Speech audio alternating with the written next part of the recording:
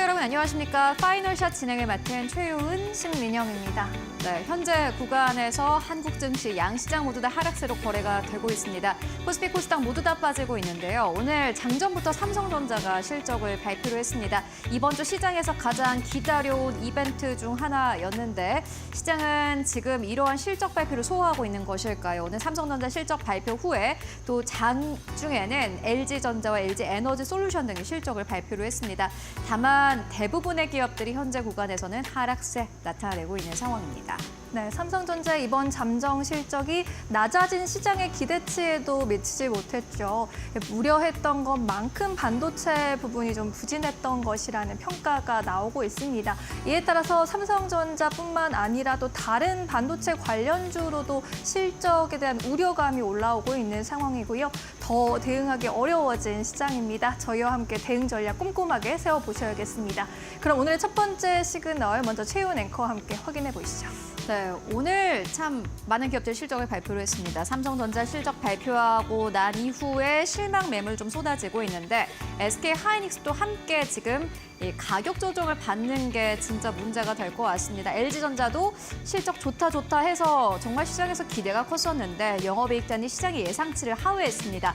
이에 따라서 오늘 실적을 발표한 대부분의 기업들이 현재 하락세를 나타내고 있습니다. 다만 여전히 의문은 남습니다. 오른 것도 없는데 왜 이렇게 내릴까 하고 의문 가지실 수도 있을 것 같습니다. 간밤 증시는 3대 지수가 일자 하락하면서 거래 마감하긴 했습니다만 최근에 신고가 경신을 이어오기도 했습니다. 더불어서 중국도 역시나 마찬가지로 물론 장 초반 비교에서는 약간 주가가 좀 빠지긴 했지만은 그럼에도 불구하고 중국 증시도 최근 들어서는 그 흐름이 좋은데요. 한국 증시만 소외되어 있는 상황입니다. 메리츠증권 측에서는 도대체 왜 한국만 오르지 못하는 것일까는 질문을 던졌습니다. 약 10페이지짜리 리포트를 발행을 했는데 저희가 좀 정리를 해봤습니다. 한국 시장이 소외된다는 것이 가장 현실적인 설명이 될 것이다라는 의견을 남겼습니다. 그렇다면 전체 글로벌 시장의 수익률은 어느 정도일까요? 전 세계를 평균을 내봤을 때 대체적으로 16%의 수익률을 기록했다고 합니다. 선진국을 기준으로 했을 때는 16%, 그리고 대만을 봤을 때는요, 무려 수익률이 연초 대비해서 24% 이상 찍히고 있습니다. 미국도 20%, 그리고 일본은 최근에 부진한 것을 좀 감안하더라도 15%가 넘게 오른 상황이고요. 독일 14%, 중국은 12%입니다. 코스피 코스닥은 어떨까요? 함께 만나보시죠. 코스닥은 3% 넘게 내렸고 코스닥도 역시나 마찬가지로 10% 넘게 내렸습니다. 보시다시피 코스피 3%, 코스닥은 11% 넘게 내린 상황입니다. 참 다른 국가들 대비해서 조금 수익률 자체가 좋지 않고요. 저희 또 방송을 진행하는 입장에서도 당연히 이렇게 시장이 좀 내린 것에 대해서 안타까움을 금하지 않을 수가 없을 것 같습니다. 그렇다면 메리츠증권 측에서는 한국 증시가 왜 내렸다고 생각을 하는 걸까요? 이유 만나보시죠. 보통 시장이 내리는 데에는 두 가지 이유가 있습니다. 기업의 실적이 안 좋거나 혹은 실적 대비해서 너무 많이 올라갔거나 이 두 가지 이유가 사실 하락의 이유입니다. 그런데 한국 증시 같은 경우에는 그 두 가지 이유 중에 어느 것도 선택되지 않습니다. 보시다시피 기업 실적에 펀더멘털 훼손은 없고요. 더불어서 미국 기업과 같은 밸류에이션이 과한 측면도 없습니다. 그렇다면 도대체 왜 내리는 걸까요? 굳이 이유를 찾아보겠다라고 메리츠증권 측에서는 이야기를 했고, 첫 번째로는 모멘텀이 부족합니다. 어떻게 보면 참 명확하지 않은 이유일 수도 있겠지만은 이만큼 명확한 이유가 있을까 하는 생각도 드는데, 개별 기업의 성과는 차별화되고는 있지만은 지수는 부진한 상황이고 뚜렷한 모멘텀 없습니다. 그리고 외국인들의 수급도 계속해서 이탈되고 있는 상황인데요. 숫자로 함께 만나보도록 하겠습니다. 기업 실적부터 만나보시죠. 도대체 코스피에 현재 포진되어 있는 기업들은 어느 정도의 실적을 내고 있을까요? 2023년부터 가보도록 하겠습니다. 코스피 안에서의 순이익이 지난해 같은 경우는 105조 원대로 찍혔습니다. 이번에 같은 경우에는 188조 원대가 현재 전망이 되고 있고요. 내년의 경우에는 233조 원대가 현재 전망이 되고 있습니다. 105조 원대를 찍었을 때에도 전체 수익률 18%를 넘어갔습니다. 그리고 거의 170조 원대였을 2021년의 경우에는요. 코스피가 3,300선을 찍기도 했습니다. 그런데 최근 들어서는 사실 그때와 비교를 해서도 실적이 꽤 괜찮은 상황인데 오히려 연간 수익률은 마이너스 3%대를 현재 기록하고 있는 상황입니다. 그래서 메리츠증권 측에서는 내년에 기업 실적 성장이 없다고 가정하더라도 현재 주가 수준을 사실 이해하기는 굉장히 힘들다. 합리적으로 이해하기는 힘들다라는 결론을 내렸습니다. 그렇다면 우리가 생각해 볼 부분은 어떤 것들이 있을까요? 먼저 내년의 실적입니다. 내년의 실적이 만약에 크게 악화가 된다면 물론 지금 선반영하고 있다라는 이유를 붙여볼 수 있을 것 같습니다. 그런데 그것도 아닙니다. 반도체가 올해 턴어라운드를 시작을 했고요. 만약에 AI향 반도체마저 둔화가 현실이 되어야지 지금 시장이 내리는 것을 이해 가능한데 그렇지 않다라는 게 문제가 될 것 같습니다. 그렇다면 외국인 수급은 현재 어떻게 움직이고 있을까요? 함께 만나보시죠. 보시다시피 외국인들이 결국엔 빠져나가는 게 문제가 될 것 같은데 메리츠 증권 측에서 한국 증시의 진짜 문제는 수급에 있다라는 의견을 남기기도 했습니다. 사실 외국인 투자자들이 들어오고 또 매수를 해줘야지 한국 증시는 가는 측면이 있습니다. 그런데 최근 시장 볼까요? 가장 위에 있는 이 검은색 차트가 개인 투자자들입니다. 전체 코스피 50 안에서 개인 투자자들의 비중이 39.5%에 달합니다. 외국인 투자자들보다도 개인 투자자들의 비중이 현재 더 높은 상황이고 보시다시피 외국인 투자자들의 비율은 34.3%입니다. 기관이 받쳐주지 못한다라는 것도 문제였는데요. 보시다시피 현재 가장 밑에 파란색 차트로 되어 있는 것은 투신의 비율인데 3.5%대 수준입니다. 낮아도 너무 낮습니다. 그리고 연기금도 역시나 마찬가지로 15%대를 유지하고 있습니다. 여전히 기관 수급도 안 좋고 외국인 수급도 좋지 않은 상황입니다. 그렇다면 우리는 이런 시장 안에서 어떤 업종과 종목들을 봐야 할까요? 함께 만나보시죠. 네, 외국인 수급이 들어오고는 있지 않습니다만 여전히 외국인들의 수급에 주목을 해야 하는 것이 굉장히 아이러니합니다. 메리츠 증권 측에서는 역발상을 해보자라고 제안을 했는데 외국인 매도가 단기간에 집중된 기업은 결국에는 외국인들의 매수가 또 다시 들어올 수밖에 없습니다. 그렇기 때문에 최근에 조금 자금이 빠져나갔던 삼성전자, SK하이닉스, LG화학을 보자라는 의견을 남겼습니다. 그리고 추세 추종입니다. 외국인들의 비율이 계속해서 높아지고 있는 기업들도 여전히 좀 주목을 해봐야 될 것 같은데요. 삼성바이오로직스, 알테오젠, 삼성생명, LG전자, 그리고 크래프톤, HD 한국조선해양, 마지막으로는 한화에어로스페이스입니다. 나열된 기업들 가운데서는 지분율이 가장 드라마틱하게 상승한 기업이기도 합니다. 여러분들은 어느 쪽에 좀 무게를 두실 예정이신가요? 외국인들 수급 계속해서 따라가 보시면 좋을 것 같습니다. 이어서 두 번째 시그널 신민영 앵커와 함께 만나보시죠. 네, 전반적인 투심이 눌려있는 오늘 장입니다. 아무래도 삼성전자의 실적 쇼크가 가장 주요한 요인이 되고 있습니다. 그렇다면 삼성 반도체와 밀접한 관계가 있는 삼성전기의 실적은 앞으로 또 어떻게 나오게 될까요? 우려감이 앞서게 되는데 한번 체크해 보도록 하겠습니다. 사실 요즘 MLCC가 다시 조금 시장의 주목을 받았었습니다. 이재용 삼성 회장이 필리핀을 방문했는데 필리핀에 있는 이제 MLCC 생산 공장, 삼성전기 생산 법인을 방문했다라는 소식이 화제가 되었기 때문인데요. 이재용 회장이 인공지능, AI, 로봇, 전기차 시장 확대에 따른 기회를 선점할 것이 중요하겠다라면서 MLCC 산업에 대한 육성 의지를 강하게 드러냈습니다. MLCC는 아시다시피 반도체 옆에 붙어있는 작은 쌀이라고 해서 전자산업의 쌀이라고도 부릅니다. 스마트폰과 전기차 등에 사용이 됐는데 이 반도체 옆에서 전기를 저장했다가요. 필요한 만큼의 전기를 안정적으로 공급해서 반도체가 원활하게 동작하도록 해주는 핵심 부품입니다. 반도체가 잘 작동할 수 있도록 도와주는 역할을 하는 거죠. 2023년에 4조 원 규모였는데 다가오는 2028년에는 10조 원 가까이 2배 이상 이 시장의 규모가 어마어마하게 성장할 것으로 전망이 되면서 시장에 많은 주목을 받기도 했었습니다. MLCC 더구나 지금 더 주목을 받고 있는 이유는 이제 전기차와 자율주행차 시장이 확대되면서 MLCC 수요가 동반해서 증가할 것으로 기대되기 때문인데요. 이 삼성전기는 따라서 고성능 전장용 MLCC를 추가 생산에 나선 것으로 알려졌습니다. 원래 스마트폰 IT에 들어가는 MLCC가 스마트폰 한 개당 1,000개 정도 탑재가 된다고 하는데요. 이제 전기차 그리고 자율주행 시대가 오면 더 많은 MLCC가 필요하게 되면서 전장용 MLCC의 경우에는 3,000개에서 2만 개가 탑재된다고 하고요. 가격도 일반 MLCC에 비해서 3배 이상이 들어간다라고 합니다. 또 스마트폰의 경우에 내년에는 또 온디바이스 AI의 수혜를 받으면서 일반 스마트폰이 아니라 AI 스마트폰의 전환이 되게 된다면 AI 스마트폰에 들어가는 MLCC의 경우에도 기존의 스마트폰 대비해서 10에서 25%까지 늘어날 것이다라는 전망을 받아가고 있습니다. 삼성전기의 경우에는 글로벌 MLCC 시장에서 글로벌 2위를 하고 있는 업체이고요. 매 분기마다 전장용 MLCC 매출만 1조 원 이상이 찍히는 회사이기도 합니다. 3분기 실적 전망은 그렇다면 어떨까요? 다음 장에서 확인해 보시죠. 3분기 실적이 컨센서스를 살짝 하회할 것으로 전망이 되고 있습니다. 3분기 매출액 2조 6,586억 원으로 전년 동기 대비 12% 증가하게 되고 영업이익도 양호하게 2,274억 원으로 23.6%를 기록할 것으로 전망이 되고 있는데 컨센서스 영업이익이 2,447억 원 순이어서 이를 소폭 하회할 것이다라는 예상입니다. 아무래도 반도체 산업이 부진한 것에 영향을 받으면서 MLCC 역시 예상보다는 좀 부진했던 것으로 보입니다. 아직 MLCC 산업이 수요보다는 공급이 많은 상황이고 판가 경쟁이 지속되고 있다고 하는데요. 다만 재고는 삼성전기와 고객사 모두 양호한 수준으로 건전한 순이다라는 분석이 함께 나오고 있습니다.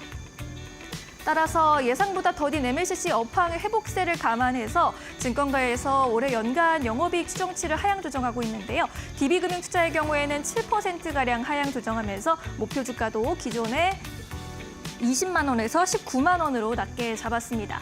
다만 MLCC 산업이 이미 회복 사이클에 진입을 했고 수요와 공급이 균형을 이룰 것으로 예상되고 있는 내년 상반기부터는 삼성전기 등 MLCC 업체들의 가동률 상승과 함께 판가 압박에서도 상대적으로 자유로워질 것으로 예상한다라는 의견을 전했습니다. 증권사의 목표 주가 같은 경우에는 최근에 하향 추세이긴 한데 전반적으로 18만 원에서 22만 원 선으로 현재 측정이 되고 있는 상황입니다. 이렇게 다가올 3분기에는 우리가 어쩔 수 없이 반도체 분야에서 다소 실망스러운 숫자들을 계속 확인하게 될 것 같기는 합니다. 하지만 속도보다 중요한 건 방향성이라는 생각으로 좀 기다려주는 태도가 지금은 필요할 것 같습니다. 네, 오늘도 2시간 저희와 함께 하시면서 현명한 투자 전략 세워보시면 좋을 것 같습니다. 파이널샷 지금 바로 출발합니다.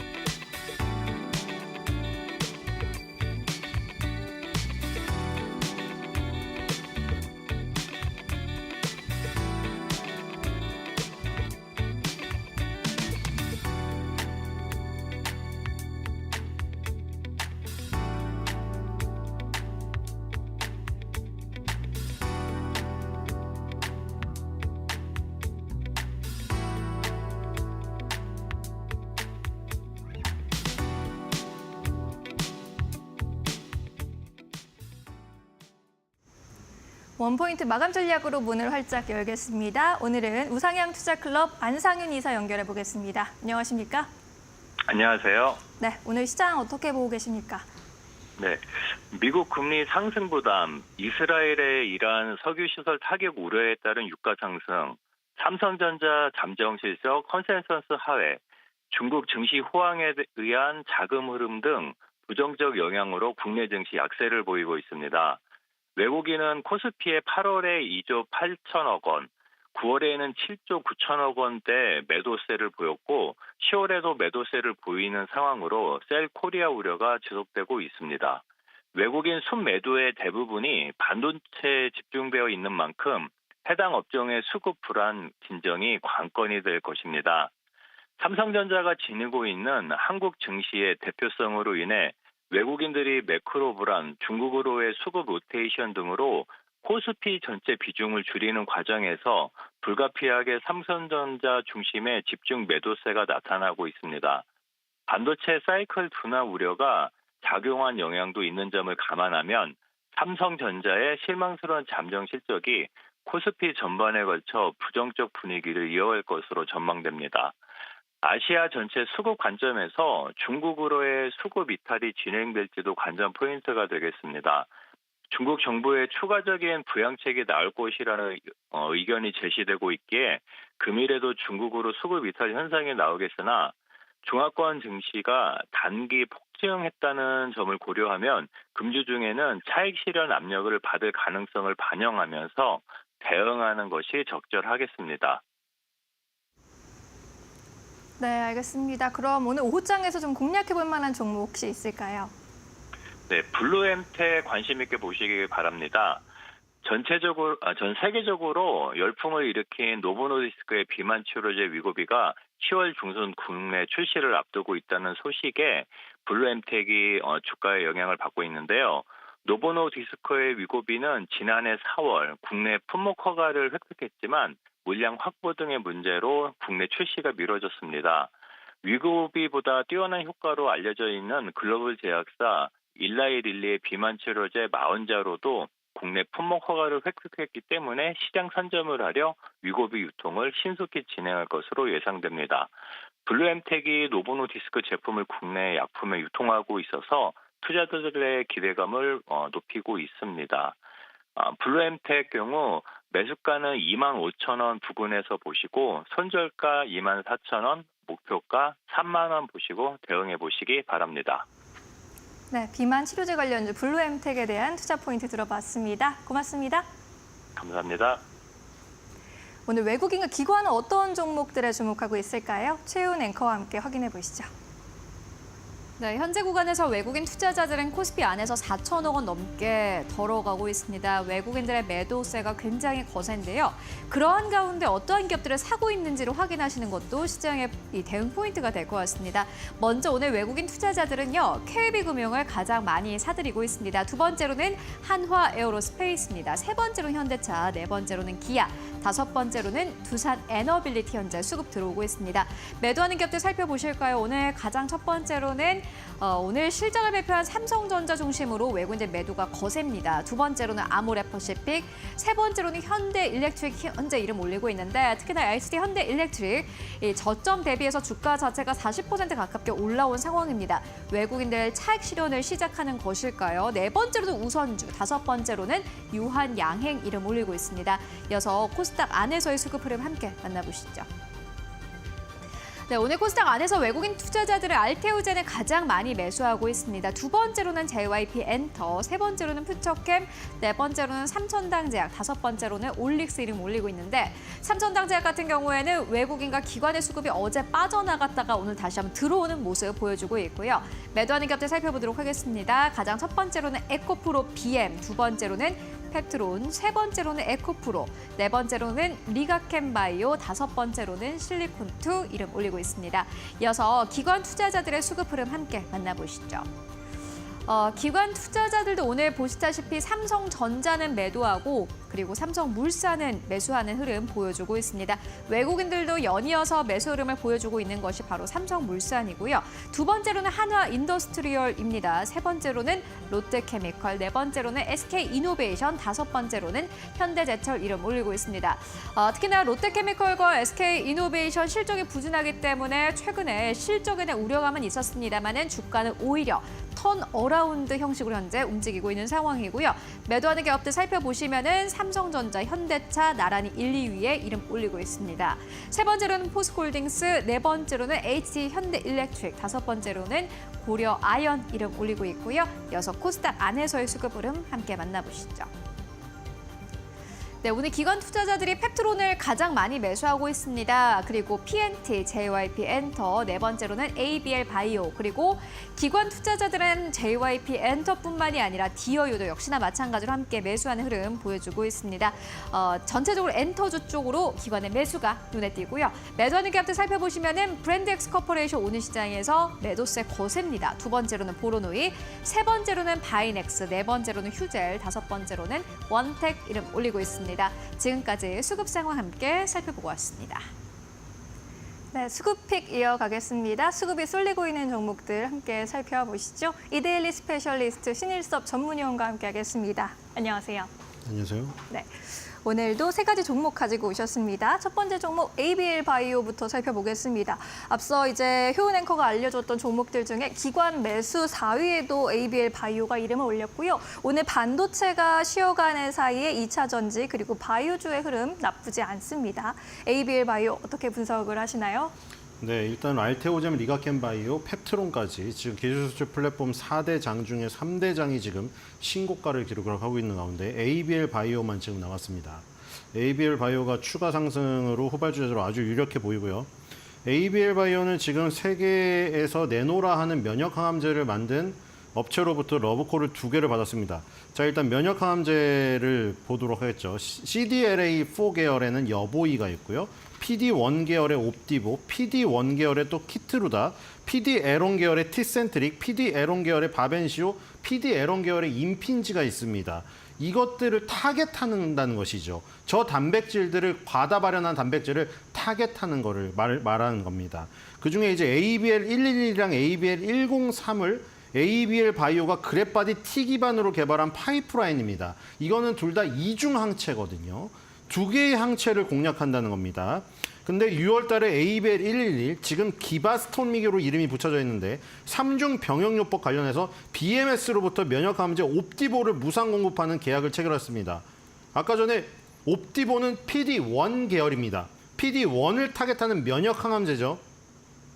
여기서 지금 뭐 표적항암제, 면역항암제 이걸 다시 설명드리기 시간이 너무 오래 걸립니다. 표적항암제는 2세대 항암제고 3세대 항암제는 면역항암제인데 면역항암제 안에서도 저렇게 세대가 갈리고 타겟하는 단백질이 갈립니다. 지금 키트루다가 킹드루다라가 불리는 세계 최고의 면역항암제입니다. 여보이랑 옵디보가 이제 먼저 나왔지만 키트루다가 일단 점령을 했죠. 그렇다고 여보이, 옵디보가 안 쓰이는 것이 아니고요.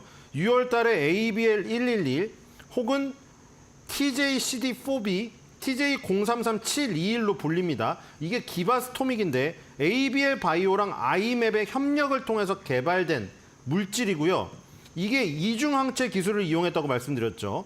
종양 결합체인 클라우딘 18.2를 타겟하고요. 하나의 미사일은. 이중항체라는 것은 미사일이 2개가 발사가 된다는 거예요. 이 클라우딘 18.2로 하나가 발사가 되고요. 4.1BB로 하나가 발사가 됩니다. 근데 여기서 클라우딘 18.2는 위암이나 췌장암에서 발현되는 이 종양세포에서 발현되는 암 단백질이에요. 그리고 4.1BB는 종양 내에서 T세포를 활성화하는 단백질입니다. 그래서 클라우딘 18.2로 가서는 종양을 파괴하고요. 4.1BB로 가서는 T세포를 각성시킵니다. 암세포를 공격하라고. 그래서 이 이중항체의 능력, 요것 때문에 옵디보가, BMS가 옵디보를 무상 공급하기로 지금 결정을 한 겁니다. 이게 4.1BB가 왜 단일 항체로 안 되느냐? 4BB 같은 경우는 간독성하고 전신 면역 독성 회피, 이게 전신 면역 독성이 지금 있는 경우가 많기 때문에 단일 항체로 쓸 수가 없어요. 4.1BB가 T세포를 활성화시키지만 이거를 하나로 썼다가는 사람이 사망을 하는 상황이 지금 펼쳐지기 때문에 이게 안 돼서 다 실패를 했습니다. 그래서 지금 이중항체에 기대고 있는 것이죠. 2022년 3월 달에 FDA 위식도 접합보험 포함해서 위암치료제 희귀의약품으로 지정돼서 패스트 트랙이 가능하게 됐고요. ABL111이 단독요법으로 임상 1상을 진행하고 있었는데 지난해 에스모에서 처음으로 탑라인은 주요 지표를 말합니다. 임상 1상에서는 안전성이나 유효성을 평가하게 되겠죠.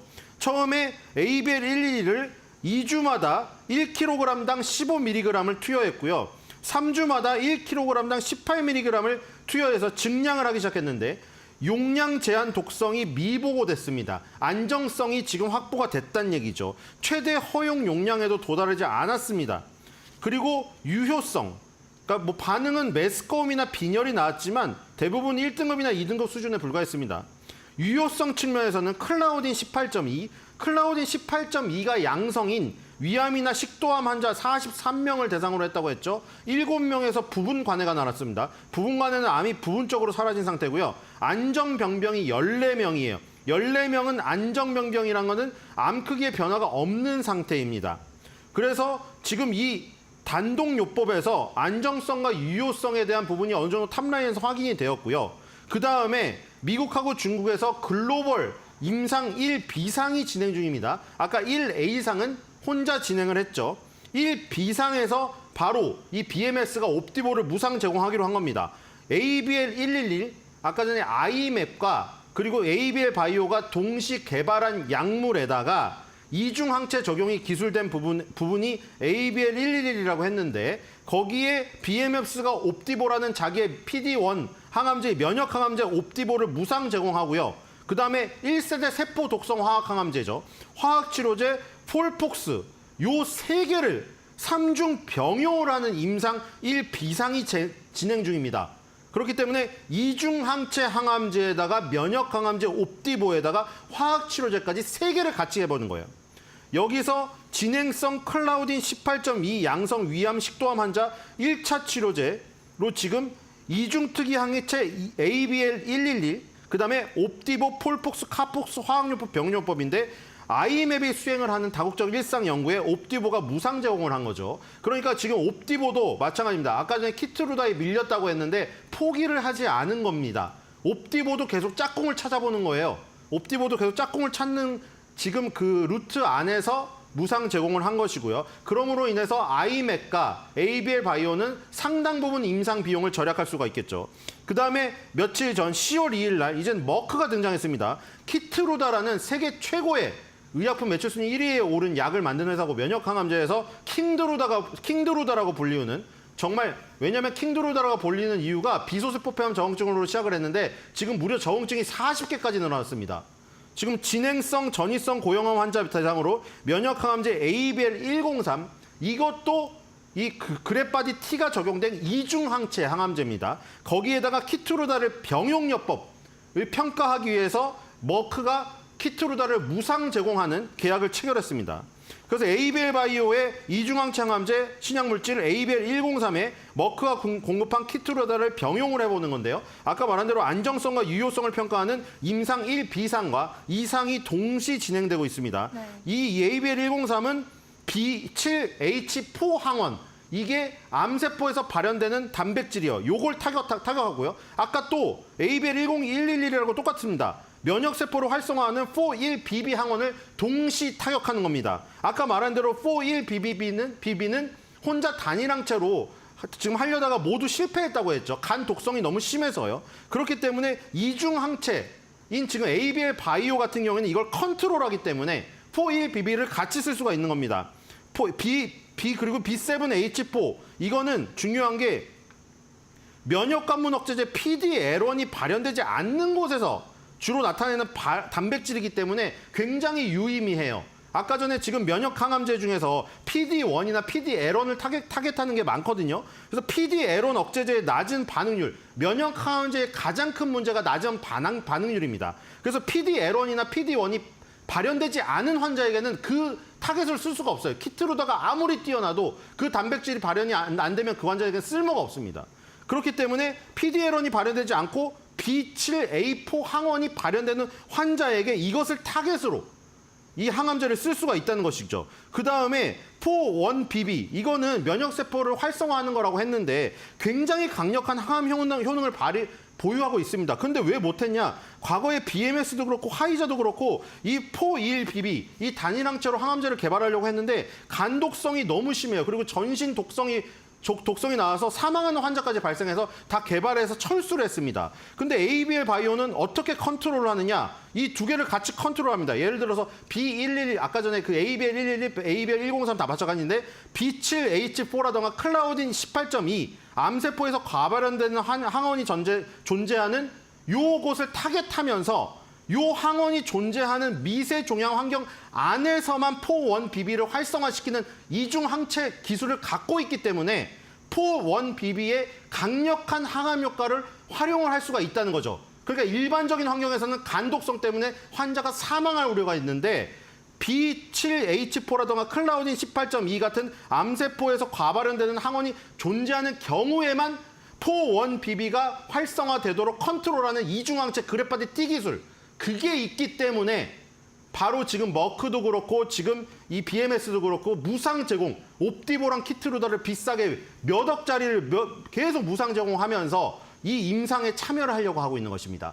그러니까 머크랑 지금 MSD의 선택을 받았다는 것 자체만으로도 ABL 바이오의 몸값에 대한 정당성이 부여가 된다고 생각이 됩니다. 네, 알겠습니다. 앞으로 병용 임상의 또 결과가 또 더 좋기를 바라보겠습니다.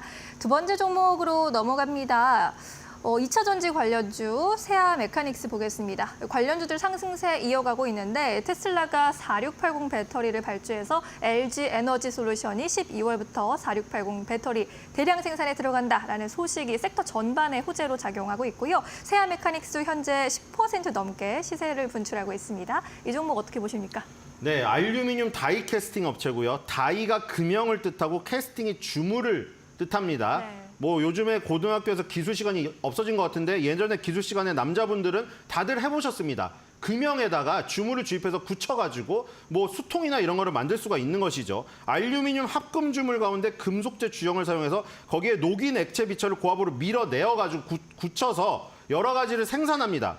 이게 지금 메카닉이고요. TV 거치 장치라던가 IT 기기 구동 메커니즘 아세이가 어셈블, 영어로는 어셈블입니다. 어떤 부품을 조합하여서 만들어내는 구조적인 어떤 그 기능을, 그 프로세스를 뜻하는 말이고요.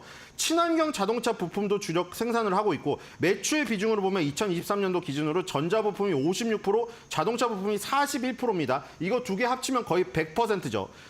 매출 비중은 내수 57에 수출 43, 비슷비슷하고요. 전자부품이 56%라고 했는데 전자부품은 주로 테이블에 TV를 설치하기 위한 스탠드류라던가 천장이나 벽에다 설치하는 브라켓류를 제조하고 있습니다. 왜냐하면 이 세아 메카닉스의 주요 벤더가 LG전자입니다. 그래서 LG전자가 만드는 가전제품이 어떻게 변화하느냐에 따라서 세아 메카닉스가 다이캐스팅을 통해 가지고 거기에 맞는 부품을 만들어주고 그 부품을 조립하면서 그 나아가는 프로세스조차도 LG전자랑 같이 만들어 나갑니다. 그래서 지금 2023년도 기준으로 전자부품 비중은 56%라고 했는데 전자부품 내 비중으로 따지면 스탠드가 45.7, 브라켓이 50.8입니다. 역시 LG전자의 가전제품이 벽에 붙는 거, 스탠드형 뭐 이런 게 많이 나오면서 여기에 맞춤형으로 들어갔다고 보시면 되겠죠. 여기서 또 소비자들의 편의를 위해서 설치가 편리하고 상하좌우로 부드럽게 방향 전환할 수 있는 편리성까지 반영을 했고요. 이렇게 해서 나온 제품이 LG전자의 시그니처 올레드 TV 모델이 있습니다. 안 볼 때는 아예 이 디스플레이를 속에다가 넣어버릴 수가 있어요. 그럼 여기 이렇게 가로 기둥만 남거든요. 홈바처럼. 그래서 그게 이제 폴더블이죠. 폴더블이 아니라 롤러블이죠. 롤러블을 접어서 거기 넣어버리는 거예요. 그럼 이제 볼 때는 펴서 위로 올리고 안 볼 때는 접어서 넣어버립니다. 이 포터블 스크린 부품도 바로 이 다이캐스팅 기술, 알루미늄 다이캐스팅 기술을 이용해서 세아 메카닉스가 공급을 했고요. 그다음에 자동차 부품, 전체에서 자동차 부품이 41%를 차지한다고 했는데 자동차 부품 내로 또 따지면 내연기관 부품이 59.2, 전기차 부품이 25.8, ESS가 8.6, 수소차 부품이 3.5입니다. 여기서도 결국 알루미늄 다이캐스팅 공법, 이걸 바탕으로 2차전지 ESS, 전기차, 수소차, 내연기관차 부품을 제조하고 있죠. 특히 전기차 부품에서 ICCU 케이스라던가 블랙박스 배터리 케이스, 브라켓 부품 이런 거 만들고 있고요. 수소차 부품에서도 현대자동차의 1차 협력사인 현대캐피코에다가 공기 차단하는 이동 밸브류 3종을 납품하고 있습니다. 내연기관 부품으로는 일렉트로닉 컨트롤 유닛, 그리고 트랜스미션 컨트롤 유닛 이런 것들을 아까 말한 대로 현대캐피코, 한국 로버트 보쉬로 납품을 해서 내연기관차 현대차 기아에 납품되는 방식이겠죠. 여기서도 마찬가지인데 또 이제 LG전자랑 협업을 많이 합니다. 이런 알루미늄 다이캐스팅 기술들을 이용해서 LG전자에서 스탠바이 미 고가 대히트를 쳤죠. 네. 스탠바이 미 고라고 각국 캠핑장에 가서 가방, 007 가방 같은 데 들어있는데 열어서 보는 거예요. 스탠바이 미 고 제품이 힌지 메커니즘하고 부품 요것들을 같이 지금 개발을 했고요. 세아 메카닉스랑 LG전자가. 그다음에 로봇에도 있습니다. 클로이, 로봇의 브랜드명이 클로이인데 산업 현장에서 쓰이는 것도 있고 서비스 현장에서 쓰이는 것도 있어요. 서비스 현장에 음식점에서 주로 클로이의 서브봇들이 많이 다니는데 서랍 형태가 있고 선반을 들고 다니는 형태가 있습니다. 거기 차돌된장찌개나 이런 거 올려갖고 다니는.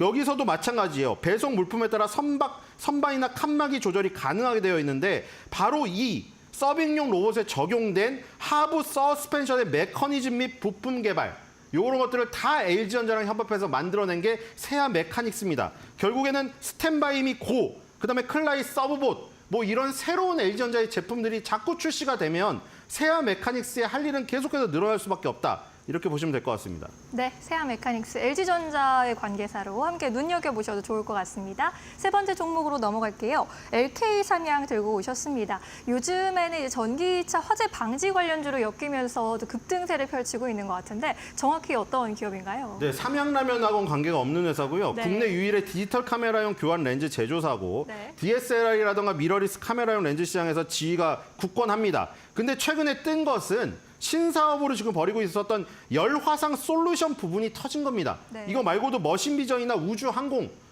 요쪽도 있는데 신사업을 하고 있던 열화상 솔루션 부분이 이 청라의 그 전기차 지하주차장 화재 사건 이후에 여기가 수주가 그 문이랑 수주가 폭발했다고 합니다. 네. 이게 뭐냐면 기존의 리튬 배터리 화재 진압 솔루션 개발 파트너인 가드케이라는 회사와 전기차 화재 확산 방지 시스템 하고 연계해서 뭐라고 있었냐면 화재를 감지하는 걸 넘어서서 감지해서 초동 대응 및 확산 방지까지 하는 올인원 시스템을 제공하고 있었어요.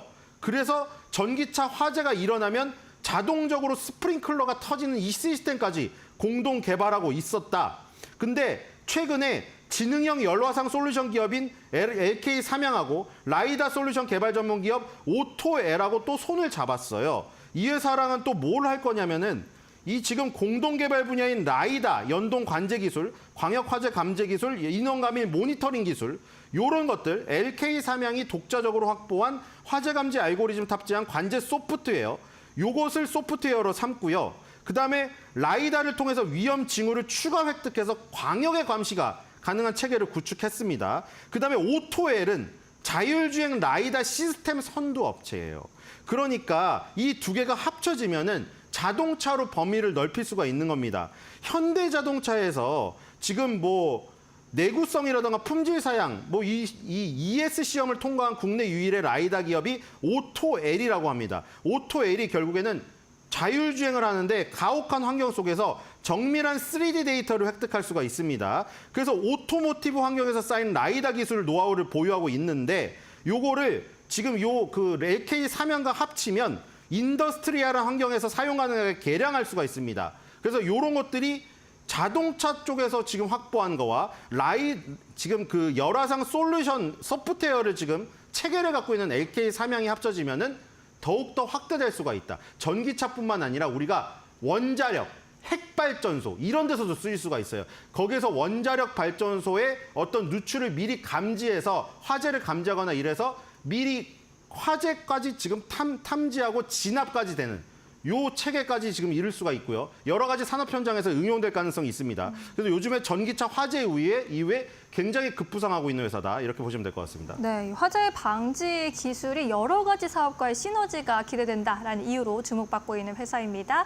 앞으로의 흐름 지켜보도록 하죠. 오늘 말씀 여기까지 듣겠습니다. 고맙습니다.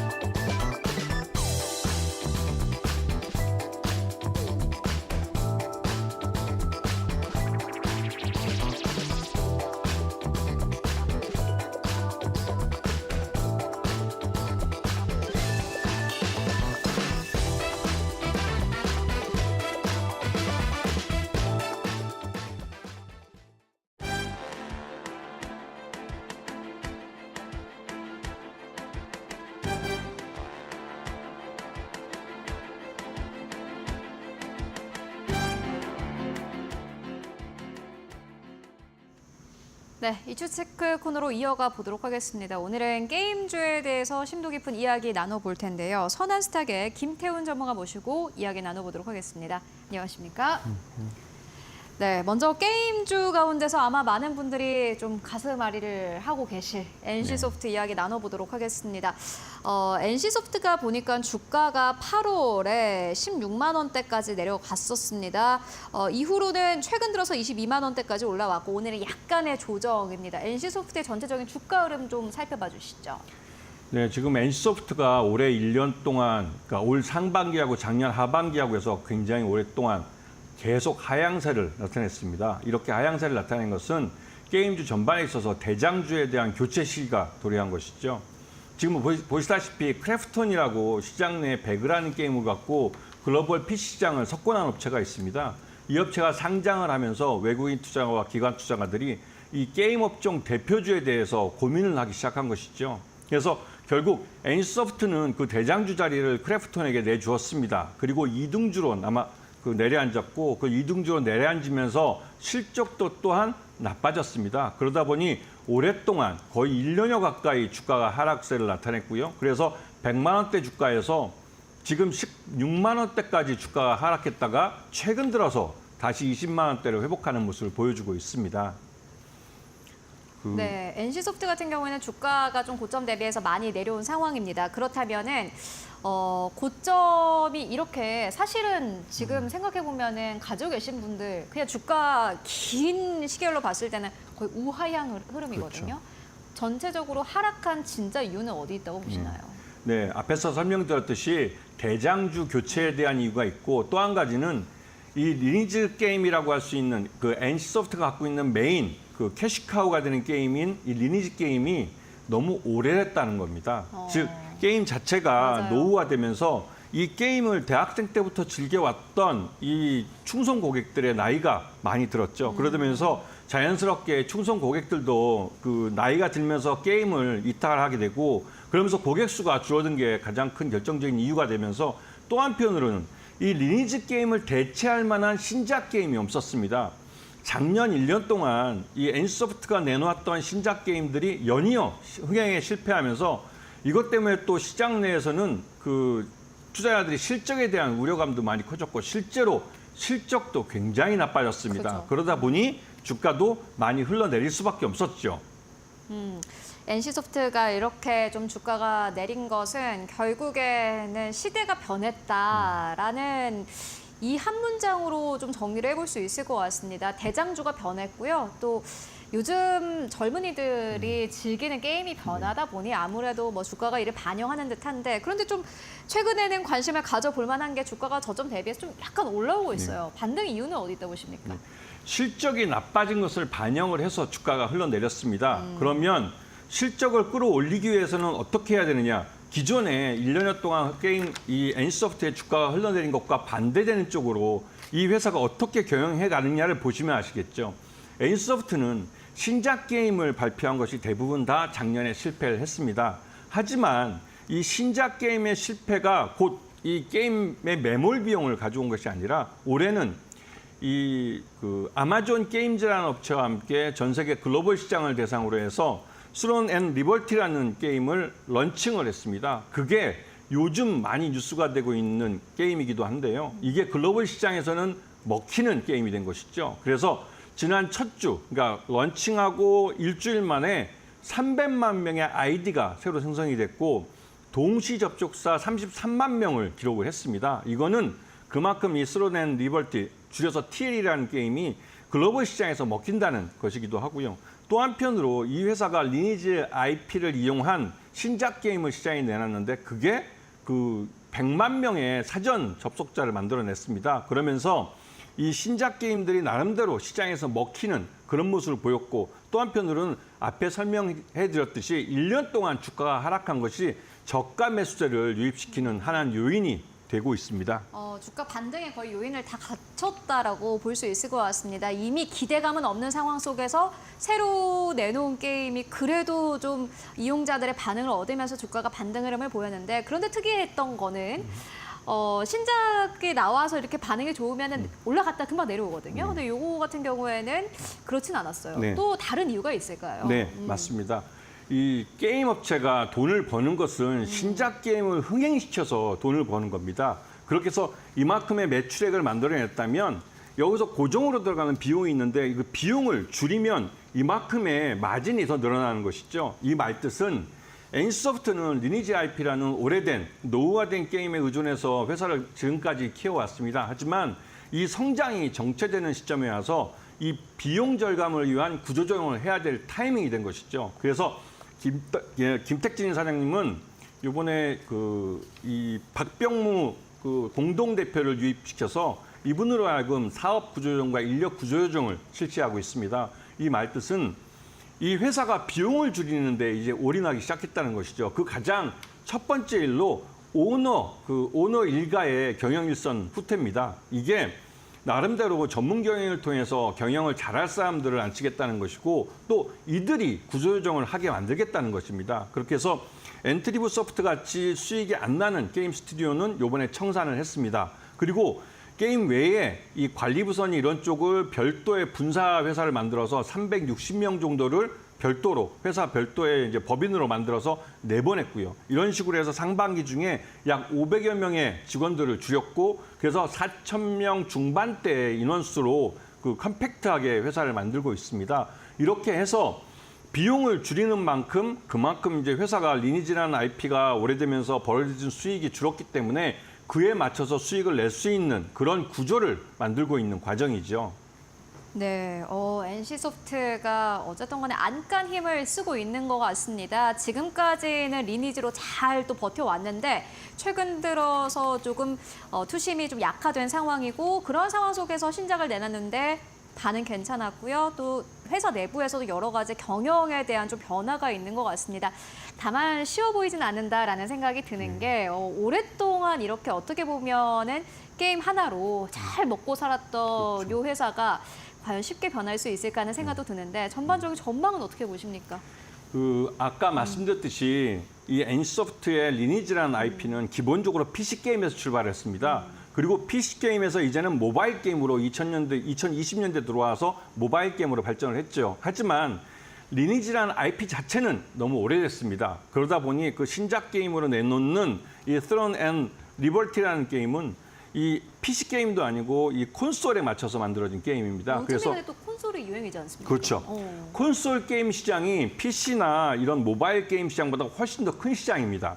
그래서 소니 스테이션이나 또 이 엑스박스 같은 이런 콘솔 시장에 이 게임을 내놓고 이 게임 콘텐츠가 먹힌다는 건 그만큼 더 넓은 시장에서 돈을 벌 수 있는 기회를 가지는 것이죠. 물론 이번 경우에는 이 아마존 게임즈라는 업체와 나눠 먹어야 되기 때문에 그죠. 그 몫은 줄어들긴 합니다. 하지만 전 세계 시장을 대상으로 이번 게임을 런칭을 했고 또 특히 콘솔 게임 시장에서 이 게임을 내놓으면서 확실히 수익을 많이 내는 그런 시장에서 정명승부를 내고 있고 또 동시 접촉사를 33만 명이나 기록하면서 또한 새로운 신규 아이디를 일주일 만에 300만 명을 기록하면서 실적을 낼 수 있는 가능성에 대해서 확실하게 보여줬다는 게 다른 이유가 될 수가 있겠죠.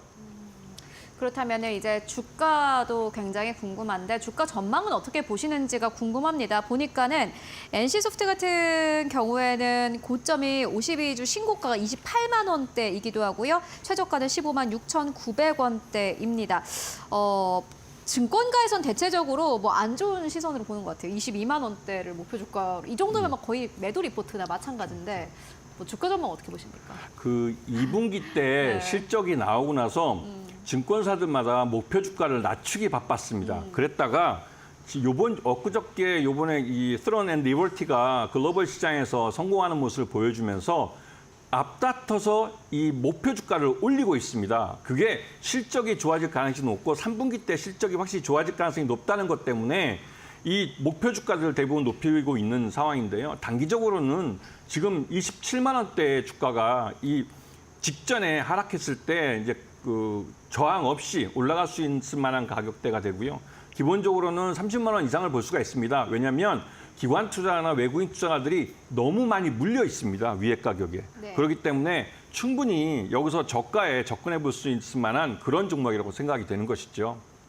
그렇다면은 주가를 매수가 적정한 가격이 또 어느 정도인지가 궁금한데 이렇게 좀 주가라든지 투자 심리가 좀 크게 약화된 기업들 같은 경우에는 사실 매수를 어느 정도에서 하는지가 가장 중요할 것 같거든요. 어떻게 보십니까? 그 나름대로 지난번에 그 이 회사가 주가 반등에 나올 때 좀 장대 양봉이 나온 부분이 있습니다. 그래요? 네. 그 부분에 대해서 19만 원 정도까지 단기적으로 시장 리스크가 강화될 때 하락할 수가 있죠. 이거는 이 NC소프트 자체의 문제가 아니라 이 시장 리스크에 의해서 하락할 맞아요. 때입니다. 네. 그렇기 때문에 19만 원에서 20만 원대에서 매수 타이밍을 잡을 수 있으실 것 같고요.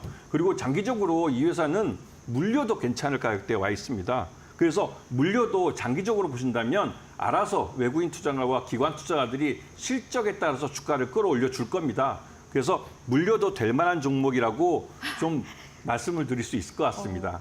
물려도 될 만한 종목이 있을까 하는 생각이 들긴 합니다만은 말씀해 주신 거를 좀 정리를 해보자면 실적적인 측면을 봤을 때 이 정도 주가는 사실 어느 정도 좀 깔고 가는 주가다 이렇게 좀 해석을 해볼 수가 있을 것 같고요. NC소프트 앞으로 실적에 따른 주가 반등을 좀 기대를 해보도록 하겠습니다. 지금까지 선한스탁의 김태훈 전문가와 함께 이야기 나눠봤습니다. 말씀 고맙습니다.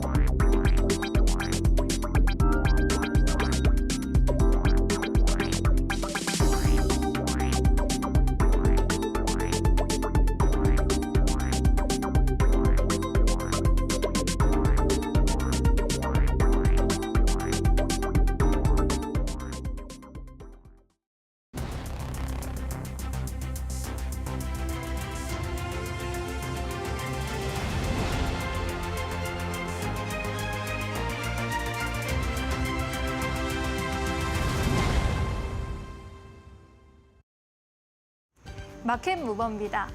중국 정부가 대규모 경기 부양책을 발표한 여파로 인해서 최근에 국내외에서 카지노 관련주들이 모처럼 큰 관심을 받아가고 있습니다. 마카오의 카지노 섹터 같은 경우에 급등세가 두드러지고 있는데요. 마카오 카지노 섹터는 최근 한 달 사이에 무려 50%나 상승을 했습니다. 주요 카지노 업체들의 연초 대비 주가 수익률 살펴보시면요. 홍콩 증시에 상장되어 있는 MGM 차이나가 30% 가까이 수익률을 올렸고요. 윙 마카오 같은 경우에도 홍콩 증시에서 10% 가까운 수익률을 기록하고 있습니다. 국내 카지노 관련주들도 일부 반등에 성공을 하면서 플러스권의 움직임 보여주고 있는데요. 이에 따라서 하나증권에서는 카지노 업체에 대해서 중국발 유의미한 변화가 기대된다라면서 기존의 보수적인 의견에서 긍정적인 의견으로 투자 의견을 변경했습니다. 일단 국내 업체들 3분기 실적은 희비가 다소 엇갈릴 것으로 보이는데요. 강원랜드의 경우에는 컨센서스에 부합하는 실적 보여줄 것으로 보입니다. 반면에 파라다이스와 GKL, 그랜드 코리아 레저 같은 경우에는 실적이 다소 부진할 것으로 보이는데요. 롯데 관광개발은 놀라운 실적 보여줄 것으로 예상이 되고 있습니다. 3분기 예상 영업이익이 192억 원으로 전년 동기 대비 5,000% 넘게 증가할 것이라는 예상 나오고 있고요. 컨센서스에 부합할 것으로 보입니다. 사상 최대 실적 행진을 이어갈 것이라는 전망도 나오는데요. 실적 상승의 배경은 무엇일까요? 다음 장에서 확인해 보시죠. 롯데 관광개발이 실적과 모멘텀이 가장 좋은 상황이기 때문이다라는 분석이 나오고 있습니다. 일단 3분기에 제주도를 찾은 외국인 관광객들이 크게 증가한 것으로 확인이 되고 있습니다. 이렇게 외국인 관광객이 늘어나면서 롯데 관광개발이 제주도에 카지노와 호텔을 보유하고 있기 때문에 실적과 매출액이 크게 뛰어난 것으로 예상이 되고 있습니다. 제주도 중국 노선 회복에 더해서 도쿄 노선까지 재개가 되면서 제주 드림타워의 카지노 매출액과 홀드액 추이가 계단식 상승을 보였는데요. 연말 기준으로 작년 대비 국제 노선 증편이 50% 증가할 것으로 기대가 되고 있는 상황이어서 카지노 매출 역시 비슷한 상승 흐름을 이어갈 것이라는 기대감을 받아가고 있습니다. 영업이익의 완전한 흑자 전환 기조가 나타나고 있는 가운데 조만간 약 7,800억 원의 리파이낸싱에 나설 것이라는 방침도 밝혀서요. 유의미한 금융비용 감소가 기대된다라는 의견을 받아가고 있습니다. 더군다나 4분기에는 일본이나 중국 등 주요국들의 연휴 효과로 인해서 매출액 더 늘어날 것이라는 전망을 또 함께 받고 있는 상황입니다. 카지노 업계 지난 팬데믹 때부터 오랫동안 주가가 쉬어왔는데요. 이번에는 주가 기지개를 켤 수 있을까요? 눈여겨보도록 하겠습니다. 마켓무버 함께 하셨습니다. 네, 오늘 시장에서 움직이고 있는 기업들 하나하나 살펴보도록 하겠습니다. GC인포의 박수범 대표 그리고 이데일리온의 박정식 파트너 모시고 이야기 나눠보도록 하겠습니다. 안녕하십니까? 안녕하세요. 네, 오늘 두 분과 이야기 나눠볼 텐데 앞서서 이제 민영 앵커가 전해드렸던 롯데 관광개발 바로 만나보도록 하겠습니다. 카지노주 기대 커지고 있습니다. 오늘도 2% 넘게 상승세 1,200원대에서 거래가 되고 있는데 박수범 대표님께서 카지노주 거의 처음 가지고 오신 것 같은데, 그죠? 네, 맞습니다. 네. 어떻게 우리 아나운서님이 가져온 자료랑 저랑 좀 비슷한 상황인데. 비슷하면 안 되는데 한번 들어보도록 하겠습니다. 네, 일단 롯데 관광개발을 좀 긍정적으로 바라보고 있습니다. 물론 이제 파라다이스도 있고 강원랜드도 있는데 그들 또한 나쁘진 않다라고 좀 판단하고 있습니다. 그렇기 때문에 저는 오히려 지금 롯데 관광개발을 좀 바라보고 있는 이유는 제주도에 드림타워가 있다라는 거죠. 그 드림타워에 지금 현재 카지노 사업을 좀 하고 있고 그러면서 지금 현재 홀딩률이라든가 드로백이라든가 이런 부분들이 좋아지고 있습니다. 그 부분들은 아무래도 최근에 엔화도 좀 약간 뭐라 해야 되나요? 과거에 비하면 좀 약간 강세로 조금 전환된 부분들도 있고 그러다 보니 일본의 VIP들이 제주도를 많이 좀 방문을 하고 있는 상황이고 그 VIP들이 여러 카지노가 제주도에 있지만은 롯데 관광개발이 가지고 있는 이제 드림타워에 많이 또 방문을 하고 있다라는 거죠. 거기에다가 중국의 경기 부양책 얘기가 좀 나와주고 있고 최근까지만 하더라도 마카오에 대한 이제 규제가 상당히 좀 강화되는 흐름들이었는데 아직까지 풀지는 않았어요. 아직까지 완벽하게 풀지는 않았지만 그래도 아무래도 마카오 경기 부양책을 쓴다면은 마카오에 있는 카지노 회사들이 실적이 좀 많이 좀 성장하지 않을까라는 기대감에 최근 한 달 동안 관련 기업들이 지금 50% 이상 상승 흐름을 좀 보여줬습니다. 그런 흐름들을 봤을 때 충분히 그 낙수 효과도 우리나라 기업들도 볼 수 있지 않나라고 판단하고 있고 그렇게 된다면 파라다이스 좋고 강원랜드도 좋지만 저는 롯데 관광개발을 선호합니다. 왜냐하면 제주도라는 이제 어떻게 보면 일본 사람들도 마찬가지고 그리고 중국 분들도 마찬가지고 대체적으로 제주도를 상당히 좀 많이 좋아합니다. 그런 부분들에 있어서 한국 관광지 중에서 가장 1위가 지금 이제 제주도다 보니까 그 부분에 있어서 이제 아무래도 드림타워 쪽에 와서 소위 이제 카지노를 좀 즐기시는 분들도 좀 많아졌다라는 거죠. 그런 관점에서 저는 롯데 관광개발 일단 파라다이스라든가 강원랜드보다는 일단 롯데 관광개발이 좀 더 매력적이고 그리고 이번 3분기 실적에 대한 기대감도 좀 높아져 있는 상황이고 컨센서스도 최근에 보니까 좀 괜찮아지고 있어요. 이번 3분기 컨센서스가 매출액이 지금 이제 1,357억 원을 얘기가 나오고 있고 영업이익이 지금 180억 얘기가 나와주고 있습니다. 물론 이런 수치가 그렇게 중요하다라고는 아직까지는 보고 있지는 않은데 아무튼 이 분위기가 이번 3분기 실적도 양호하게 잘 나올 것으로 보고 있고 이 흐름이 4분기까지 연결될 가능성이 좀 높다라는 관점에 있어서 저는 지금 현재 롯데 관광개발을 계속 바라봐야 되고 그리고 이번 10월 달에 중국에서도 이제 연휴가 있었으니까 국경절 연휴가 있었는데 이때도 실질적으로 제주도를 방문한 관광객들이 상당히 좀 많았다 하더라고요. 그런 부분을 봤을 때 아무래도 동사에 4분기 실적까지 연결해서 우리가 긍정적으로 바라볼 필요가 있다. 이제는 카지노들을 전체적으로는 좀 긍정적으로 봐야 되겠지만 그 중에서는 저는 롯데 관광개발을 단기적으로 우리가 픽해서 대응해 볼 수 있는 종목이라고 말씀드리고 싶습니다. 보니까는 이제 중국 관광객들이 들어오는 것에 대한 좀 기대감이 커지고 있는 상황인데 보니까 중국의 주요 도시에서 마카오라든지 필리핀 가는 것보다 제주도 오는 게 더 빠르다고 하더라고요. 그래서 최근에 더 이렇게 기대를 받고 있는 것 같습니다. 함께 주가의 탄력을 확인해 보시면 좋을 것 같고, 이어서 두 번째 기업 바로 만나보도록 하겠습니다. 사마 컨덴서입니다. 박정실 파트너님께서 가지고 오셨는데 어떠한 이유에서 이 기업 오늘 가지고 오셨을까요?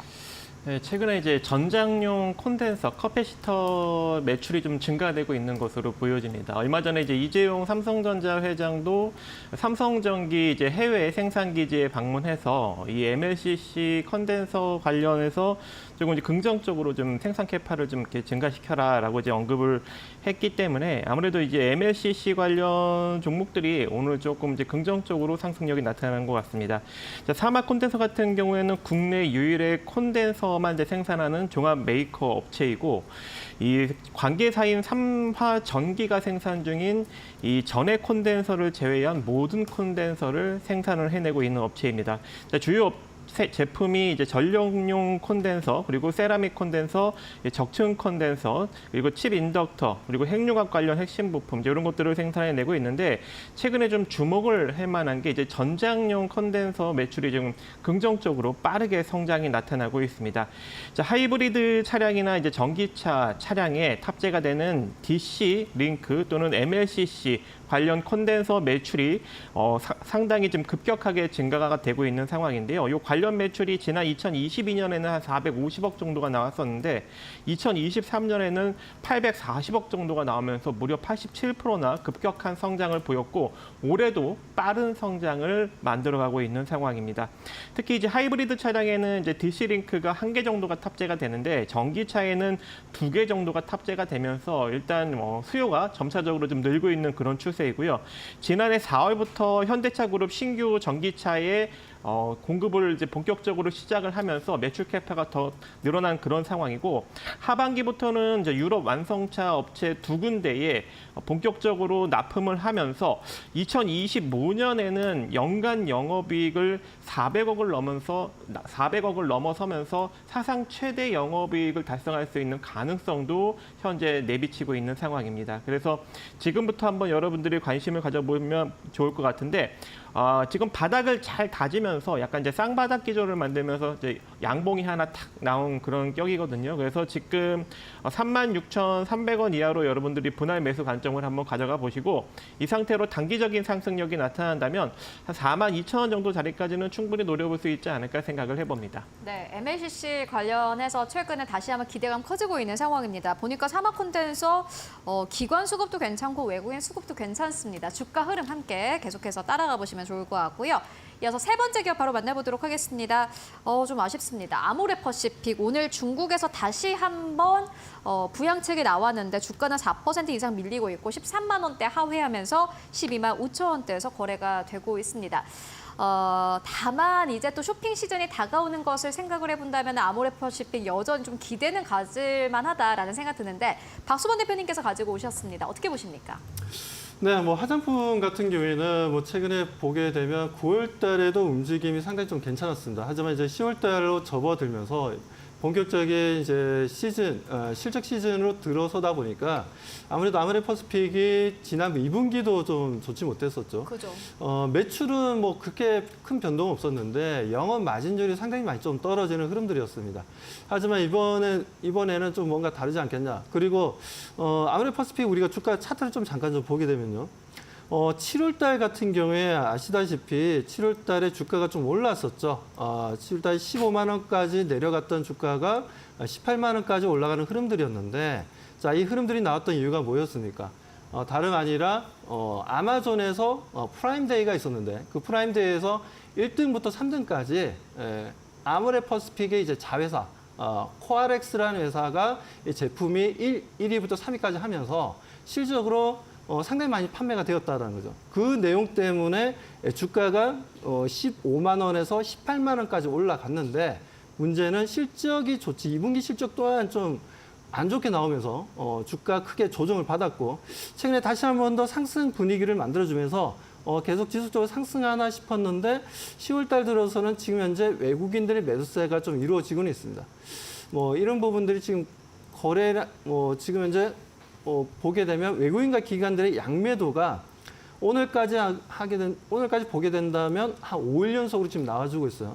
근데 이렇게 보면은 아모레퍼시픽 뭔가 지금 현재 실적에 대한 부담감이 있다 보니까 좀 내려가는구나. 조금 대응하기 트레이딩하기는 좀 어렵겠다라고 판단을 하실 겁니다. 그리고 차트를 보더라도 지금 현재 전 저점 부분까지 좀 내려오다 보니까 많은 투자자들이 관심에서는 조금 멀리할 수 있을 만한 위치라고 말씀드릴 수 있습니다. 하지만 우리가 소위 얘기해서 그런 게 있지 않습니까? 위기는 곧 기회라는 말이 있지 않습니까? 뭐 그런 관점에서 저는 바라봤을 때 충분히 아모레퍼시픽 또한 이번에 지금 오늘과 이제 내일까지 아마존에서 이제 소위 얘기해서 그 빅딜 데이라고 해가지고 열립니다. 이 부분에 있어서 우리나라 화장품들이 좀 눈에 띄기도 합니다. 그렇기 때문에 뭐 그런 부분들에 있어서 지금 뷰티 분야에서 한 번 더 1위를 하게 된다면 주가는 단기간 크게 반등이 나올 가능성이 높다라고 보고 있고요. 그 정확한 데이터는 아무래도 내일 정도에 나올 것으로 보고 있습니다. 오늘 8일이니까 내일까지 이제 행사가 열리고 정확한 건 이제 10일 날이죠. 목요일 날 정확한 데이터가 나올 것으로 보고 있는데 그 부분에 있어서 또 한 번 더 센세이션을 좀 일으키게 된다면 아모레퍼시픽의 자회사들이 뭐 그렇게 된다면 아무래도 아모레퍼시픽의 주가는 단기 조정을 좀 받긴 했지만 양매도로 인해 단기 조정 받긴 했지만 또 반발 매수세가 좀 형성되면 빠르게 주가 반등이 이루어질 가능성이 높다라는 관점에 있어서 저는 아모레퍼시픽을 지금 현재 조금씩 우리가 체리피킹 형태로 조금씩 주식을 좀 사는 것도 저는 괜찮은 위치라고 좀 판단하고 있습니다. 그렇기 때문에 뭐 너무 지금 현재 혹시나 또 아모레퍼시픽을 가지고 있으신 분들도 여기서 손절을 해야 되나 아니면 좀 더 끌고 가야 되나 고민을 좀 하실 거예요. 저는 홀딩해라고 말씀을 좀 드리고 싶고요. 지금 현재 던지는 건 의미가 없다라고 말씀드리고 물론 지금 현재 기관과 외국인들 수급 보니까 5일 연속이나 이렇게 던지고 있는데 심리적으로 좀 위축이 될 수는 있습니다. 하지만 지금 현재 아직 이벤트가 남아있기 때문에 그 이벤트의 결과를 보고 대응해도 늦지 않으니까요. 그렇기 때문에 저는 현재 소위 신규 매수도 가능하다라고 보고 있고 그리고 가지고 계신 분들은 분명 홀딩을 해서 우리가 아마존의 빅딜 데이에서 얼마만큼 뷰티 분야에서 얼마만큼의 판매량을 보여주고 그 부분에 있어서 아모레퍼시픽 자회사가 또 한 번 더 판매량을 얼마만큼 끌어올리는지 그 데이터를 좀 보고 대응을 해보자라고 말씀드립니다. 아모레퍼시픽 아무래도 가지고 계신 분들 많을 것 같습니다. 다만 박수범 대표님께서는 지금 이 구간에서 매도를 하거나 손절하는 것이 의미가 있을까 하는 의문을 또 제기를 해주셨습니다. 아직 확인하고 가야 될 부분이 많기 때문입니다. 실적도 그렇고요. 아마존 관련해서 판매량 그때 발표가 되면 그때 결정해도 늦지 않았다. 오히려 지금 매수도 무리가 아니다라는 의견 듣고 왔습니다. 함께 참고해 보시면 좋을 것 같습니다. 그렇다면 또 오늘 시장에서 주목받고 있는 이슈들 어떤 것들이 있을까요? 이어서 신민영 앵커가 전해드립니다. 네, 마켓 무버입니다. 현대차가 자율주행차 파운드리 신사업을 위해서 새로운 파트너와 손을 잡았습니다. 구글의 자율주행 자회사인 웨이모와 협력하게 된 건데요. 이로써 현대차는 신사업인 자율주행 파운드리 분야에서 제대로 시동을 걸게 되었습니다. 자동차 업계에 따르면 현대차와 웨이모는 자율주행 관련해서 전략적인 파트너십을 체결한 것으로 알려졌습니다. 6세대 완전 자율주행 기술인 웨이모 드라이버를 적용한 아이오닉 5를 생산한다라는 계획인데요. 이 아이오닉 5를 자율주행 택시 서비스 웨이모 1에 투입할 계획입니다. 아이오닉 5의 경우에는 미국 조지아주의 신공장인 메타플랜트 아메리카에서 생산될 예정이라고 합니다. 하드웨어 이중화와 전동식 도어 등 전용 사양을 적용한 모델을 공급한다라는 그러한 계획을 밝혔습니다. 이로써 그동안 조금 주춤했었던 자율주행 관련 경쟁이 더 격화할 것이다라는 전망이 나오고 있는데요. 이번 주에 미국에서는 테슬라가 로보택시를 공개하는 행사를 개최합니다. 다음 장에서 만나보시죠. 네, 미국의 테슬라가 현지 시각, 서부 시각으로 10월 10일 저녁 7시, 우리 시간으로는 11일 오전 11시에 행사를 개최하게 됩니다. 완전 자율주행 기술을 적용한 로보택시, 무인택시를 공개하는 거고요. 여기에 더불어서 자율주행 기술 그리고 사업 전망 등을 함께 발표할 예정이어서 기대감을 한껏 모으고 있습니다. 이에 따라 테슬라의 주가도 최근에 상승한 바 있는데 최근에 또 월가에서는 로보택시 공개를 앞두고 일부에서 비관 논의도 부상하기도 했습니다. 한 자동차 애널리스트가 뉴스에 팔아야 하는 이벤트가 될 가능성이 크다라는 발언을 한 겁니다. 1, 2년 내 상용화기까지 실제 경로가 나올 가능성이 희박하고 또 신차를 공개해도 테슬라의 점유율을 추가로 확대하기 힘들 것이다라는 의견을 제시했는데요. 오히려 테슬라의 점유율이 잠식당할 수도 있다라는 의견이었습니다. 자동차의 매출 이익률이 포함된 3분기 실적을 발표해야 할 텐데 아직 실적상으로도 제대로 보여주지 못하고 있어서 기대감이 크면 실망감이 클 수도 있다라는 의견을 제시하면서 테슬라의 주가가 또 하락 반전하기도 했는데요. 이번에 테슬라가 어떠한 비전을 밝혀줄지가 굉장히 중요할 것으로 보입니다. 어떠한 비전과 어떤 내용들을 발표하게 될지 예의주시해 볼 필요가 있겠습니다. 마켓부부와 함께 하셨습니다.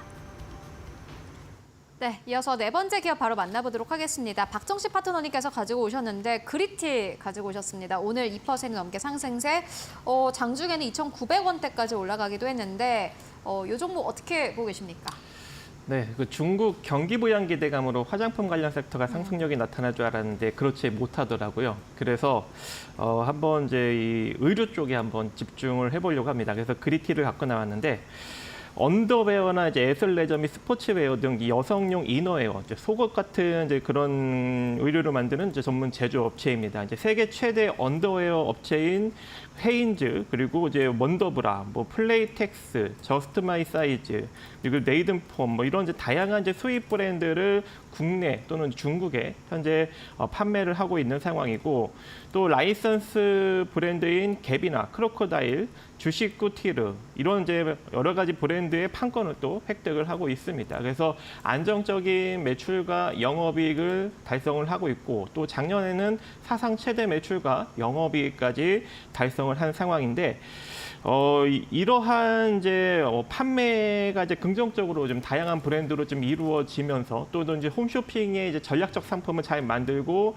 대량 생산을 해서 이제 성공적인 판매를 이제 지속적으로 만들면서 꾸준한 좀 성장력을 좀 이어가고 있는 것으로 보여집니다. 그래서 전년도 이제 매출액이 한 1,761억 정도, 그리고 영업이익이 111억 정도가 나왔는데 올해 상반기에만 벌써 매출이 1,040억, 그리고 영업이익이 74억이 나오면서 전년도 상반기 실적을 훨씬 뛰어넘는 긍정적인 기조를 이어가고 있는 상황입니다. 그래서 아무래도 이번에 이제 중국 관련 이제 부양책 이슈로 중국 증시는 지속적으로 상승력이 나타나는데, 이제 우리나라 관련 종목들은 중국 소비주들은 별로 이제 움직이지 못하고 있는 형국이어서 그리티가 아무래도 좀 긍정적으로 움직일 수 있는 여력은 있지 않을까 이렇게 생각을 하고 있어요. 그래서 오늘 보니까 대략 한 2% 정도 이상 상승력이 나오길래 한번 여러분들이 지금부터 한번 잡아보시면 좀 좋을 것 같아서 갖고 나왔고요. 2,800원 이하로 좀 분할 매수 관점으로 가져가 보시고, 이 상태로 이제 단기적인 상승력이 나타난다면 2,900원 정도 자리까지, 2,930원 정도 자리까지는 빠르게 올라갈 것 같고, 조금 더 올라가면 한 3,000원 정도 자리까지도 충분히 단기적으로 바라볼 수 있지 않을까 생각을 해봅니다. 네, 중국 소비에 대한 기대감으로 이제는 화장품이 아니라 의류 쪽으로 조금 더 움직이고 있는 것 같은데 그 분위기를 좀 이용을 해보자라는 의견 전해주셨고요. 이어서 다섯 번째 기업 만나보도록 하겠습니다. 대한유화입니다. 오늘 4.6% 넘게 급락세 나오고 있는데 박수범 대표님께서 가지고 오셨습니다. 기관 수급 계속해서 들어오고 있는 기업인데 어떻게 보십니까? 네, 뭐 지금 현재 뭐 국제 유가가 상당히 좀 빠르게 좀 올라가고 있습니다. 뭐 자료를 좀 보면서 말씀드릴까요? 자, 브렌트유가 좀 보게 되면 최근 10월달 들어서 지금 이제 보시는 것처럼 중동의 지정학적 리스크가 좀 올라가다 보니까 현재 오늘 같은 간밤에 보면 이제 브렌트유가 $80를 좀 넘어서면서 3.69% 상승 흐름을 좀 보여줬습니다. 자, 이런 흐름들을 보여줬는데 그전에도 보게 되면 자, 이날 같은 경우에도 지금 현재 5% 정도 상승 흐름을 보여줬고 단기 급등이 상당히 좀 빠르게 좀 움직임을 좀 보여주고 있다라는 부분들에 있어서 일단 지금 대한유화 같은 경우에는 대한유화도 마찬가지고 롯데케미칼도 마찬가지고 LG화학도 마찬가지고 관련 종목들의 움직임들이 전체적으로 상승 분위기를 이어나갈 가능성이 상당히 좀 높다라고 좀 보고 있습니다. 여기에다가 중국 쪽에서 이제 경기 부양책 얘기가 좀 나왔죠. 무려 10조 위안입니다. 10조 위안이면 대략적 우리나라 돈으로 계산했을 때 한 1,800조죠. 1,800조. 네, 1,800조 되는 엄청난 금액인데 이 경기 부양을 이에 대한 이슈가 계속해서 이번 10월 달에 계속해서 나올 겁니다. 얘기가. 뭐 그렇기 때문에 그 내용들을 통해서 이제는 우리가 이런 석유화학적 분야도 관심 있게 좀 바라봐야 된다고 판단하고 있고요. 그래서 지금 현재 동사의 좀 차트 흐름을 좀 보게 되면 그동안 정말 주가 조정을 좀 많이 받았어요. 실제적으로 실적 또한 좋지는 못했습니다. 영업이익이 계속해서 작년에도 마찬가지였고 올해도 마찬가지로 계속해서 마이너스를 좀 보여주다 보니까 주가는 계속해서 조정을 좀 받았어요. 조정을 받고 난 이후에 최근 들어서 유가의 움직임들이 좀 긍정적으로 움직임을 보여주고 있고 거기에다가 여기서 그 연기금의 자금들이 좀 많이 좀 들어왔습니다. 꾸준하게 좀 들어오고 있어요. 이 거래량을 좀 보시면은 동사 같은 경우에는 하루 거래량이 그렇게 많은 종목은 아닙니다. 뭐 그러다 보니까 발행 주식수가 그렇게 많은 종목이 아니다 보니까 그렇긴 한데 보시는 것처럼 연기금 쪽에서는 꾸준히 지금 현재 5일 연속 순매수를 좀 이어나가는 모습들이고 물론 거래량만 좀 보게 되자면 뭐 좀 작아서 측정하기 불가하다라고 생각하시는 분들도 계시겠지만 뭐 그 부분들은 어차피 대한유화의 좀 특징적인 부분이니까요. 그만큼 상장 주식수가 지금 현재 650만 주밖에 안 됩니다. 상당히 좀 적다 보니까 거래량이 좀 적다라는 부분들 우리 개인 투자자분들 좀 인식하고 대응할 필요가 있고 또 특히나 대한유화 같은 종목들은 단타 그러니까 우리가 스윙이라든가 스캘핑이라든가 단타할 수 있는 종목이 아니에요. 왜냐하면 거래량이 적기 때문에 이런 종목들 같은 경우에는 업황의 전환을 통해서 추세적인 움직임에 베팅하는 종목입니다. 그래서 그런 관점으로 이제 소위 얘기해서 최소한 우리가 뭐 이런 종목들 매매할 때 최소 일주일 이상은 좀 가져갈 필요가 있다라는 거죠. 뭐 사자마자 뭐 요즘 뭐 워낙 데이 트레이딩 물량이 좀 많이 늘어나다 보니까 그런 부분들에 있어서 하시는 분들도 있긴 있는데 대한유화는 그런 데이 트레이딩 하기에는 적합한 종목이 아닙니다. 왜? 데이 트레이딩을 하려면은 거래량이 일단 10만 주 이상은 좀 발생해야 된다, 하루에. 그런데 동사는 보시는 것처럼 정말 많으면 5만 주. 예. 그렇지 않으면 뭐 만 주일 때도 많아요, 솔직히. 하루 거래량이. 그렇기 때문에 뭐 대한유화 같은 경우에 그런 이제 뭐라 해야 되나 어떻게 보면 데이 트레이딩으로 적합한 종목이 아니기 때문에 추세적인 매매를 통해서 단기 수익을 좀 끌어올릴 수 있는 그런 장점으로 우리가 바라볼 필요가 있다라고 말씀을 좀 드리면서 뭐 다른 종목들도 뭐 석유화학 쪽도 괜찮고 저는 뭐 S-오일도 좋다라고 판단하고 있고 SK 이노베이션도 저는 긍정적으로 바라보고 있습니다. 그렇지만 대한유화 또한 단기 상승에 있어서의 새로운 수급들이 들어와 준다면 단기 급등도 가능하다라고 저는 판단하고 있어서 그렇다면 저는 전 고점 부근이 15,000원까지도 무난하게 좀 상승 흐름을 좀 잡아도 된다라고 저는 판단하고 있어요. 그래서 투자 기간 같은 경우에는 대략적으로 한 2주 정도, 2주 정도 안에는 충분히 대응 15,000원까지도 대응이 좀 가능하다라고 좀 바라보고 있으니까요. 그런 부분들 우리 시청자분들 참고하시고 네. 아무튼 중동 리스크가 지속되고 있는 분위기들, 이 분위기는 갑자기 사라지지 않는다. 그리고 푸틴과의 지금 현재 좀 만남이 있죠. 이번 주 금요일 날. 네. 거기서 아무래도 내용들 자체가 아무래도 중동 리스크를 더 확대할 가능성이 좀 높다라고 판단하고 있습니다. 네, 알겠습니다. 보니까 또 이스라엘이 이 레바논 남부를 타격을 해서 헤즈볼라 사령관을 사살했다라는 소식이 저희 장중에 또 들려오기도 했습니다. 아무래도 지정학적 리스크 계속해서 부각이 되고 있는 상황이고 그 가운데서 대한유화의 경우에는 단기적으로 2주 안에 좀 움직일 수 있는 종목이다라는 의견 전해주셨습니다. 함께 참고해 보시고요. 이어서 마지막 기업 만나보도록 하겠습니다. 태경케미컬입니다. 오늘 주가가 7% 넘게 상승 탄력을 가지고 가고 있는데 박서지 파트너님께서 어떻게 보십니까? 네, 태경케미칼은 아무래도 좀 이제 개별적인 좀 이슈가 있는 것 같은데요. 일단 뭐 당연히 이제 실적도 조금 긍정적으로 나오고 있는 업체입니다.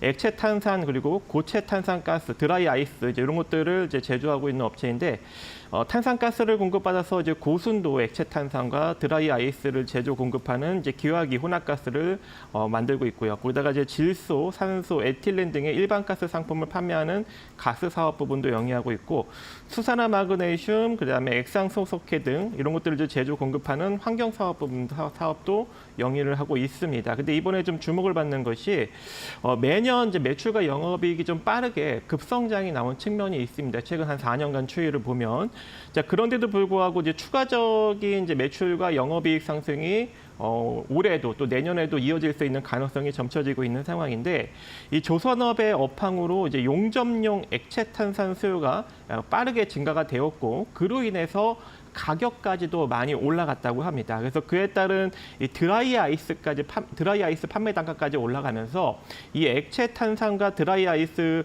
판매 단가 또는 이제 수요 증가 이제 이런 것들로 매출과 영업이익이 빠르게 증가가 되고 있는 그런 상황이고 이번에 이제 LG화학과 좀 계약을 맺었는데 LG화학이 건설 중인 이제 수소 공장에서 이 원료 탄산을 이제 조만간 이제 공급을 받게 됩니다. 그래서 수소 공장이 이제 완성이 되면 만약에 이제 공급을 이제 받기 시작하면서 만약에 이제 그 관련 플랜트가 완공이 되게 된다면 액체 탄산 생산 하루 생산량이 현재는 820톤 정도 수준인데 1,420톤까지 증가가 된다고 합니다. 그래서 이렇게 이제 생산 캐파가 이제 증가가 되게 된다면 내년에도 이제 매출과 영업이익이 빠르게 증가될 수 있는 여력도 충분히 존재하는 것이고 이러한 수요를 끌어올리는 것이 조선업의 호황인데 조선업도 내년까지도 상당히 좀 좋게 흘러갈 수 있는 가능성이 매우 높은 그런 상황이어서 태경케미칼이 최근 이제 오늘 이렇게 좀 부각을 받고 있는 것이 아닌가라고 생각을 하고 있어요. 그래서 지금 이제 오늘 조금 한 7% 정도 상승이 나오면서 조금 이제 상승이 강하게 나오고 있는데 혹여라도 오늘 60선 자리에서 좀 저항을 받고 살짝 조정을 받는다면 11,400원 정도 선 이하로 한번 여러분들이 분할 매수 관점 한번 가져가 보시고요. 여기서 살짝 조정을 받았다가 다시 빠르게 올라가면서 60선을 돌파하게 된다면 120선 정도 부근인 12,900원 정도 자리까지 단기적으로는 충분히 바라볼 수 있지 않을까 생각을 하고 있습니다. 네, 태경케미컬 앞으로의 상승력 기대해 보도록 하겠습니다. 지금까지 박수범 대표 그리고 박정식 파트너와 함께 이야기 나눠봤습니다. 말씀 고맙습니다.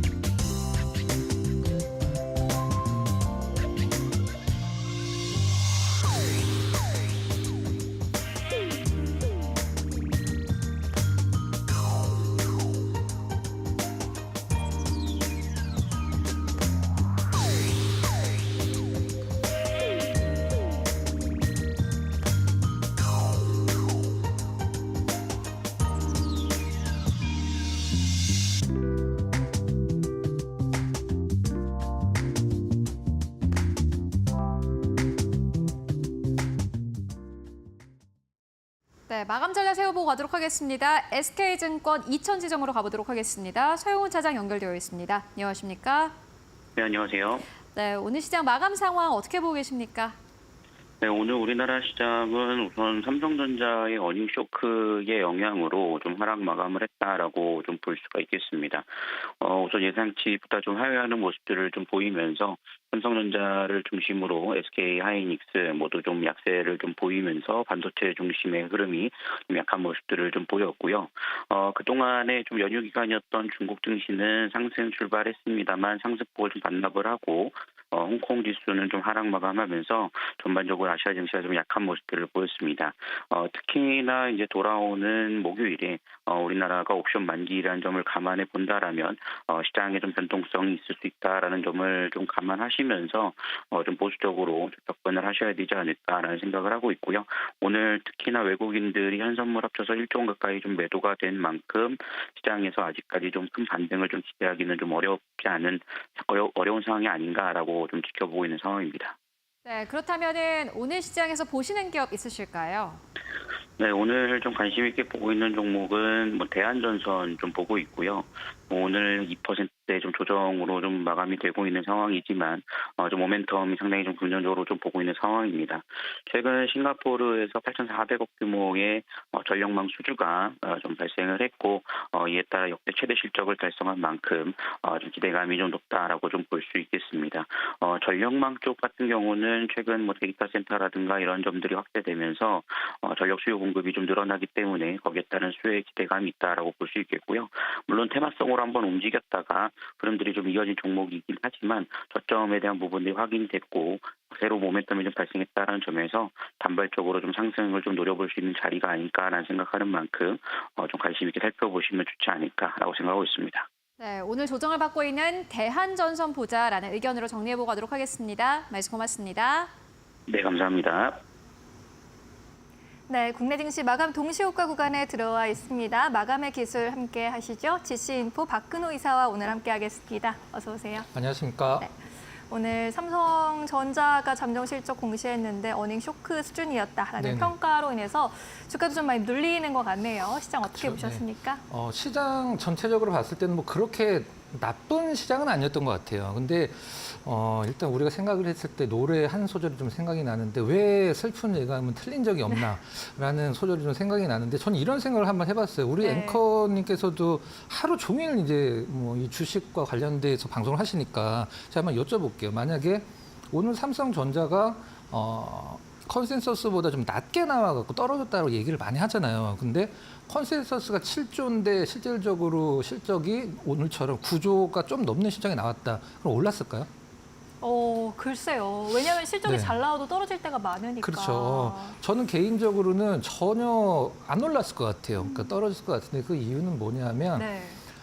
우리가 이제 마이크론에 대한 실적을 보는 이유는 마이크론이 이 D램과 같은 레거시 반도체 중에 실적을 가장 먼저 발표하기 때문에 그것들이 삼성전자 하이닉스의 실적과 연결이 될 것이다라고 해서 보는 거잖아요. 근데 일단 마이크론 실적이 좀 잘 나왔고 하이닉스도 아직은 뭐 발표 전이긴 합니다만은 3분기 실적이 굉장히 좋을 것이다라고 삼성전자보다 오히려 D램 부분, DS 부분에서는 더 뛰어날 것이다라는 얘기가 나오고 있는데 물론 삼성전자는 마이크론과 하이닉스와 같은 회사들과는 기업들과는 좀 결이 다른 기업이죠. 휴대폰도 있고 파운드리도 있고 여러 가지 사정이 다르긴 합니다만은 오늘 이제 그 DS 본부장까지 나와서 어떤 사과, 뭐 네. 어떤 반성문 같은 걸 발표를 하는 거 보고 삼성전자가 좀 많이 위축이 됐구나라는 생각을 좀 많이 들었고요. 왜 실적이 안 나왔나라고 자체적으로 밝힌 부분에서 조금 생각이 많이 해야 되는 부분이 뭐냐면 물론 뭐 빅테크 기업들의 재고들, 고객사들의 재고도 예를 들긴 했습니다만 삼성전자에서 밝히기를 중국 쪽에서 레거시 반도체에 대한 침투율이 굉장히 생각보다 셌다. 이 부분은 삼성전자가 앞으로 극복하는 데 거의 불가능한 부분이라는 점에서 우리가 좀 시사하는 바가 좀 크다라고 생각을 하고 있고요. 중국 시장 좀 얘기를 해보면 네. 중국 시장 오늘 시초가가 거의 시장 자체적으로 상한가 부근에서 시작을 했습니다. 그러니까 이걸 보면서 이제 느끼는 건 어떤 걸 느끼냐면 한 나라의 정책으로서 물론 뭐 중국 같은 경우는 미국과 우리나라는 이제 기관 투자자, 외국인 투자자 위주로 움직이는 시장이지만 중국 시장은 이제 개인 투자자들의 영향력이 가장 세거든요. 그래서 투자 심리를 이 정도로 V자로 바꿀 수 있을 정도의 어떤 재정 정책을 할 수 있다라는 것, 그것 때문에 외국인 투자자들이 글로벌에서 자금이 굉장히 물밀듯이 들어왔다는 점에서 금투세를 논하고 있는 우리나라 시장을 지금 얘기하고 있는 상황에서 굉장히 좀 많은 좀 답답함을 좀 느끼는 부분이 좀 있습니다. 네. 알겠습니다. 우리 시장 이제 마감을 약 2분 정도 남겨두고 있는 상황인데요. 마감 상황 함께 살펴보도록 하겠습니다. 코스피 지수가 장 초반보다도 장 후반으로 갈수록 상승폭 더 줄여가는 흐름을 나타냈습니다. 그래도 전 거래일 대비 0.59% 약세로 마감을 기다리고 있고요. 15%가량 하락할 것으로 보이네요. 2,595.01포인트에서 마감 기다리고 있습니다. 장중에는 2,601포인트까지 그래도 2,600선 치기도 했었는데 2,600선 아래에서 마감할 것으로 보이고요. 코스닥의 경우에도 0.27% 약 보합권에서 마감을 기다리고 있습니다. 전일 대비 2포인트가량 그래도 코스닥은 많이 선방하는 모습으로 마감 기다리고 있고요. 778.87포인트에 마감할 것으로 보입니다. 양시장 수급 상황도 살펴보도록 하겠습니다. 코스피 시장에서 외국인과 기관의 동반 매도세가 확인이 되고 있습니다. 외국인이 4,288억 원의 매도 우위, 기관도 3,177억 원의 매도 우위 나타내고 있고요. 개인만이 나홀로 매수에 나서고 있지만 지수를 되돌리기에는 역부족입니다. 7천억 원 이상의 매수 우위 보여주고 있는 개인입니다. 코스닥 시장으로 가볼까요? 코스닥에서도 외국인과 기관의 동반 매도세가 나타나고 있습니다. 있습니다. 외국인 836억 원 팔아치우고 있고요. 기관도 119억 원의 매도세에 동참하고 있습니다. 유가증권 시장과 마찬가지로 개인만이 나홀로 매수세 보이면서 970억 원을 순매수하고 있습니다. 시가총액 상위 종목 보시면 오늘 어닝 쇼크 수준의 잠정 실적을 발표한 삼성전자 1% 넘게 내리면서 6만 200원 선에서 마감 기다리고 있고요. SK하이닉스도 3% 넘게 약세 보이면서 17만 8,300원에서 마감 기다립니다. LG에너지솔루션과 삼성바이오로직스는 그래도 동반 강세인데 LG엔솔의 상승세가 눈에 띄고 있습니다. 4% 넘게 오르면서 4,343만 원 선에서 마감 기다리고 있는 상황입니다. 현대차의 경우에는 0.61% 약세를 보일 것으로 보입니다. 네, 우리 시장 이렇게 마감해 보도록 하겠습니다.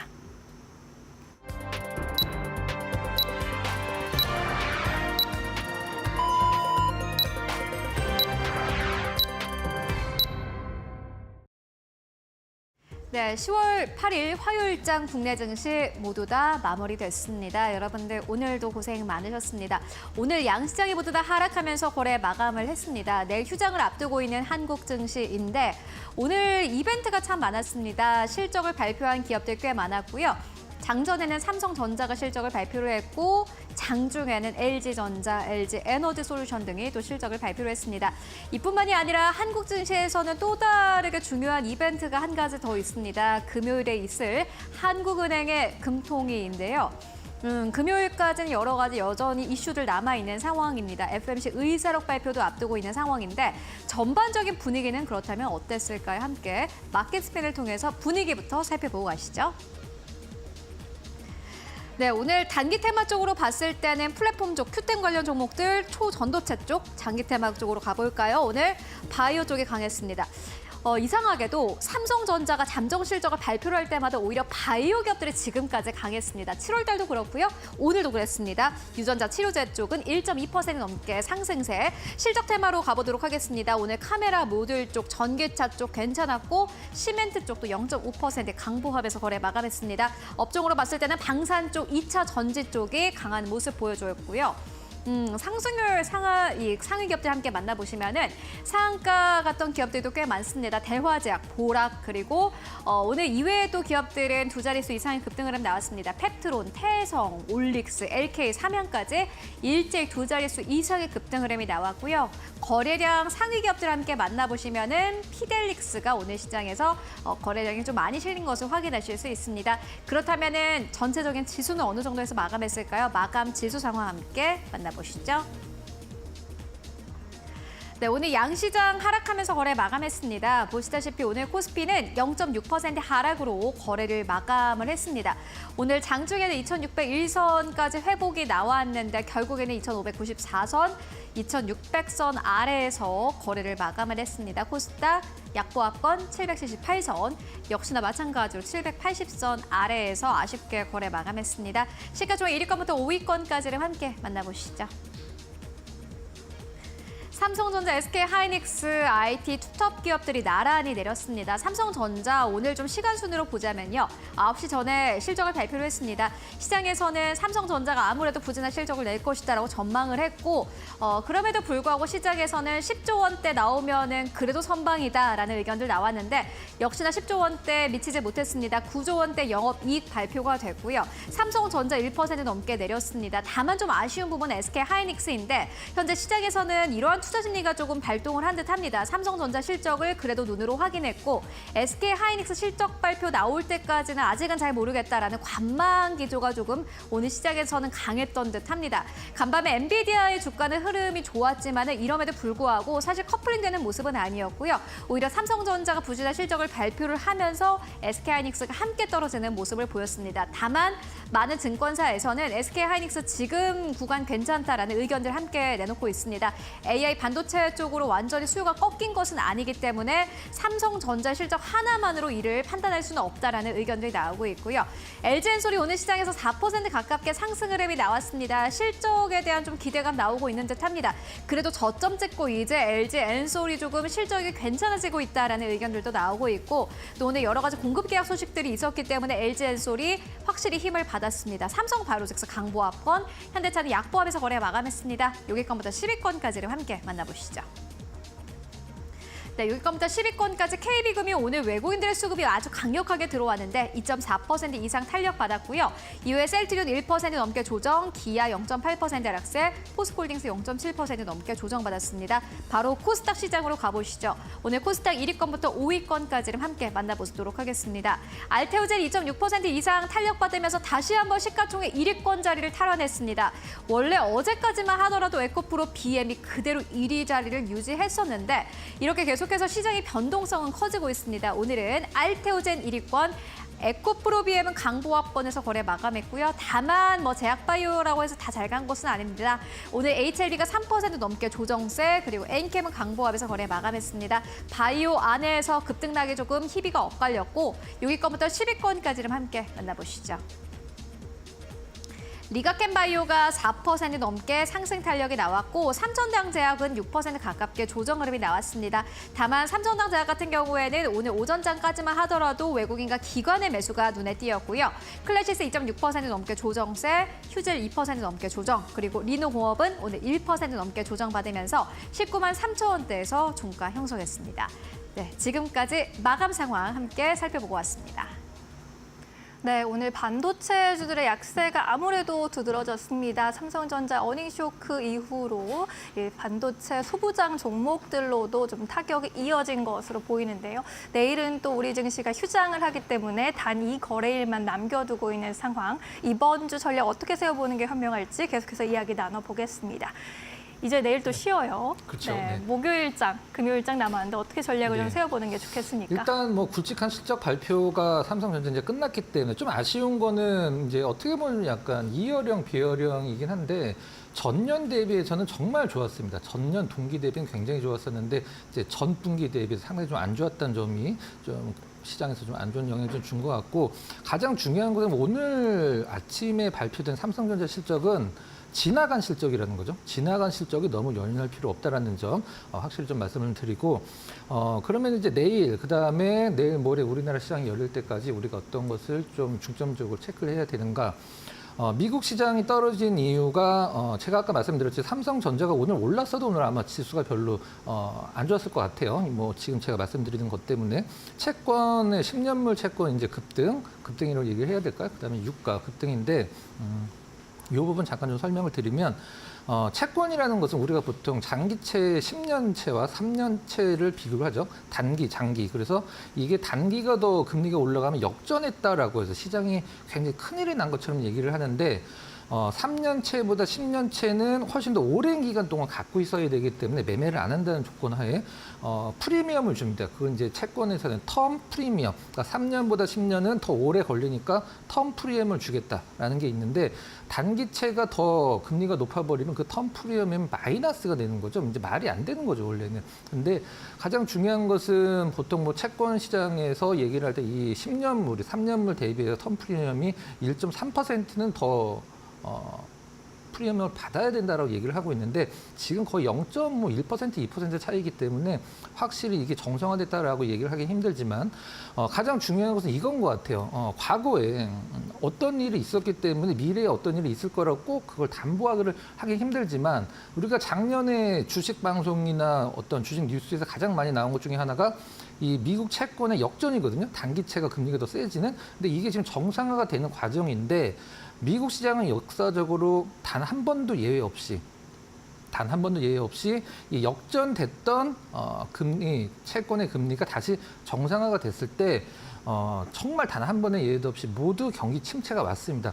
물론 경기 침체가 왔기 때문에 이런 것이 왔는지 이게 왔기 때문에 경기 침체가 온 것인지는 나중에 좀 살펴봐야 되긴 하겠습니다만은 네. 이 부분들을 이제 분명히 좀 체크를 해야 될 것 같고요. 그다음에 채권 가격 체크를 하면 될 것 같고 유가는 지금 너무 좀 지정학적 리스크로 좀 많이 흔들리는 과정이라 특별히 신경을 안 써도 되긴 하겠습니다만 분명히 이제 미국의 인플레이션에 가장 영향을 줄 수 있는 게 유가이기 때문에 유가가 다시 급등을 한다라고 하면은 금리 인하 기조가 다시 금리를 높일 수는 없겠죠. 근데 금리 인하 기조가 좀 약간 딜레이가 될 수 있는 인하를 안 하고 유지를 할 수 있는 그런 부분도 충분히 시장에서 의견이 나올 수 있는 부분이다라고 보시면 될 것 같고 단기적인 테마를 잠깐 좀 말씀드리면 이번 주에 좀 볼 수 있는 테마 엔비디아, K뱅크 관련주 한번 보시면 될 것 같은데 엔비디아 같은 경우는 우리가 한참 얘기를 했던 지금 엔비디아가 이제 블랙웰이 이제 막 생산을 시작해서 뭐 미쳤다라는 표현을 쓸 정도로 뭐 많이 사갔다라기보다는 이제 대기 수요가 맞는 거겠죠. 이 부분에서 이제 그 액침과 관련돼서 관련주들이 조금 더 움직일 가능성이 있다라고 보시면 될 것 같고요. 관련주는 뭐 제가 굳이 말씀을 안 드려도 뭐 회사들은 다 괜찮은 것 같아요. GST 뭐 이런 기업들 보시면 될 것 같고요. K뱅크가 이제 상장 인터넷 1호 은행이죠. 인터넷 네. 1호 첫 번째 은행으로 상장 준비를 하고 있는데 이번 주 말이죠. 12월 11일 날 상장 예비 수요 조사를 하게 됩니다. 그럼 이 K뱅크의 지분을 갖고 있는 물론 뭐 대주주 같은 건 BC카드긴 합니다만은 비상장이고 우리금융이나 NH투자증권이 이것 때문에 움직이진 않을 것 같고 그럼 그 밑에 있는 조금 개별주들 조금 관심 종목에 넣어 놓으셨다가 움직일 것 같다 하면은 그때 조금 단기적으로 매매를 하시면은 뭐 나쁘지 않을 거라고 생각을 하고 있습니다. 네, K뱅크가 이번 주에 상장 수요 조사에 들어가기 때문에 관련주에 대한 관심, 또 엔비디아 관련해서 반도체나 HBM 쪽에 대한 관심 가져가 보는 게 좋겠다라는 의견이었습니다. 그럼 이제 시초가 공략주 여쭤보도록 할게요. 목요일에 만약에 시초가 공략한다면 어떤 네, 종목 하시겠습니까? 우리가 이제 엔비디아 칩이 어디에 들어가냐면 다 그 데이터 센터 서버에 들어가죠. 네. 다 서버에 들어간다면 그게 컴퓨터로 들어가는 거 아니고 자 그러면은 이 서버도 실질적으로 이 AI 수요와 맞물려서 가장 큰 수혜가 될 수 있는데 네. 사실 미국에서는 이 서버 기업들이 한때는 굉장히 높은 수익률을 기록을 하기도 했습니다. 우리나라 시장에도 서버 관련된 기업이 몇 개가 있죠. 그 중에서 대표적인 기업 KINX를 한번 오늘 이제 수요일, 목요일 시초가 종목으로 한번 픽을 좀 해봤는데요. 네. KINX를 왜 그 데이터 센터 관련주로 봐야 되느냐? 누구나 뭐 데이터 센터 관련주로 보고 계시긴 합니다만 가장 중요한 수도권의 마지막 데이터 센터를 완공을 했죠. 과천에 있죠. 이 데이터 센터를 하나 만들기 위해서는 물, 그다음에 전력이 엄청나게 많이 소요가 되기 때문에 아무데나 질 수가 없거든요. 그래서 네이버도 굉장히 멀리다 데이터 센터를 지었죠.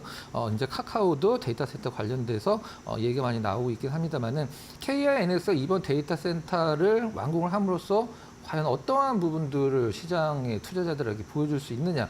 그건 다른 게 아니라 바로 실적이죠. 매출과 영업이익이 퀀텀 점프 거의 2배 가까이 오를 수밖에 없는 상황이고 이미 데이터 센터 완공하기 전에 KINX 과천에 있는 데이터 센터 다 들어갈게요 라고 하는 수요들이 굉장히 많았습니다. 초과 수요가 있었었는데 어떤 기업들이 들어오냐면 아마존, 그다음에 마이크로소프트, 오라클, 뭐 알리바바 이런 기업들이 그 KINX의 데이터 센터를 이용하는 기업들이기 때문에 이런 기업들이 다시 입주를 해서 KINX의 데이터 센터의 어떤 매출과 굉장히 간접적으로 영향이 있을 거라고 생각을 하고 있습니다. 일단 뭐 시장에서 약간 딜레이가 됐을 때 원래는 5월 달에 완공을 한다 뭐 이런 얘기가 있었습니다. 좀 약간 네. 딜레이가 돼서 주가가 좀 많이 좀 내려왔죠.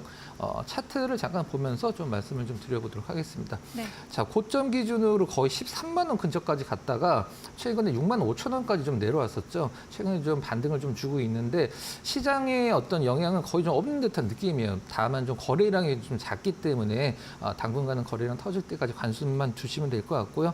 목표가는 단지 너무 멀리는 잡지 않을게요. 저는 전고점 끝까지 좀 보고 싶은 생각이긴 합니다만은 언제 방송이니까 9만 원 정도 목표가 설정해드리도록 하고요. 손절매 가격은 6만 원으로 드린 이유는 저점을 깼을 때 8월 달과 9월 달에 형성됐던 저점을 깼을 때 쌍바닥 저점을 깼을 때 하시면 될 것 같아요. 거기까지 내려갈 가능성은 제가 봤을 때는 거의 없다고 생각을 하고 있고 내려가면 오히려 더 추가 매수 쪽으로 생각을 하시면 됩니다. 네, KINX 데이터 센터 관련주로 살펴보셨습니다. 수도권의 마지막 데이터 센터인 과천 데이터 센터가 완공이 되었는데 아마존과 MS 등 빅테크 고객들을 유치했다라는 소식 들려오고 있네요. 목표가 9만 원, 손절가 6만 원으로 대응 전략 세워보았습니다. 오늘 말씀은 여기까지 들을게요. 고맙습니다.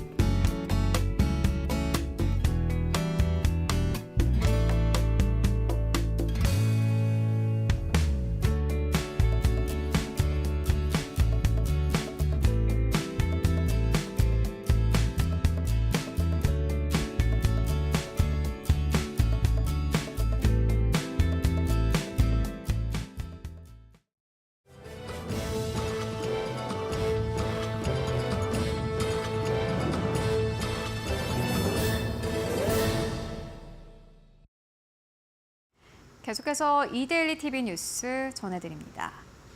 국내 은행들이 해외 진출을 하는 과정에서 지난 5년간 현지 금융당국으로부터 100여 건이 넘는 제재를 받은 것으로 나타났습니다. 유동수 더불어민주당 의원실에 따르면 지난 2020년부터 2024년 7월까지 국내 6대 은행은 현지 금융당국에서 총 136건의 제재를 받았습니다. 이와 관련해 현지에서의 소송도 늘고 있습니다. 인도네시아 KB 부코핀 은행은 지난해 법률 비용으로 22억 원을, 멕시코 KB 하나은행은 지난해부터 로펌 비용으로 약 1,000만 원을 지출했습니다. 미국 실리콘밸리 뱅크 파산 이후 각국의 금융감독 기조가 강화된 영향으로 풀이됩니다. 채권 전문가 10명 중 6명이 오늘 11일 열리는 한국은행 금융통화위원회에서 기준금리를 인하할 것으로 예상했습니다. 금융투자협회가 실시한 2024년 11월 채권시장 지표 설문조사 결과 한은의 기준금리 인하에 대한 예상은 증가한 것으로 나타났습니다. 채권금리가 보합세를 나타낼 것이라는 응답은 지난달보다 20% 넘게 늘었습니다. 최근 국고채 금리가 한은의 긴축 완화 기대감을 반영한 수준으로 떨어지자 기준금리 인하가 예상되는 금통위 후에도 채권금리가 보합세를 보일 것이라는 전망이 우세한 것으로 풀이됩니다. 이번 설문조사 결과를 토대로 산출한 다음 이 채권시장 종합지표는 전월 111.7보다 오른 116.5로 집계됐습니다. 삼성전자가 올해 3분기 매출 79조 원, 영업이익 9조 1천억 원을 기록했다고 밝혔습니다.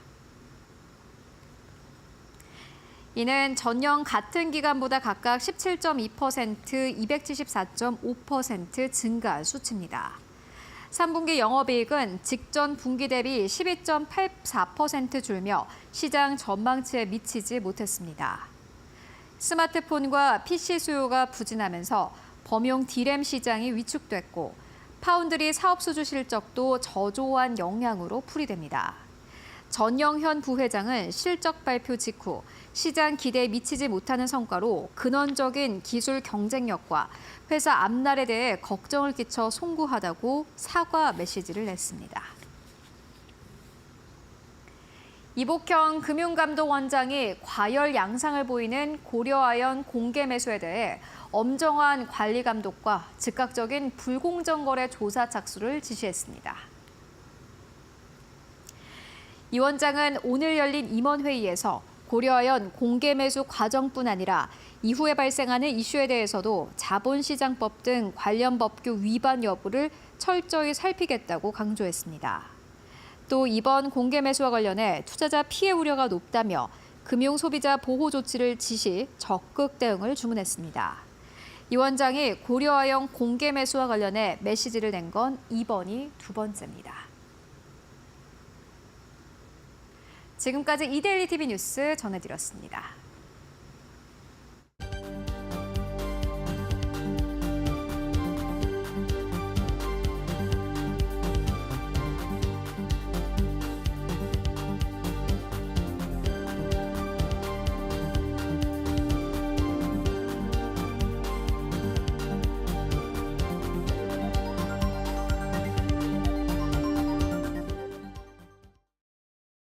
네, 오늘 저희가 준비한 소식은 여기까지입니다. 저희는 목요일 2시에 다시 찾아뵙겠습니다. 시청해주신 여러분 모두 고맙습니다.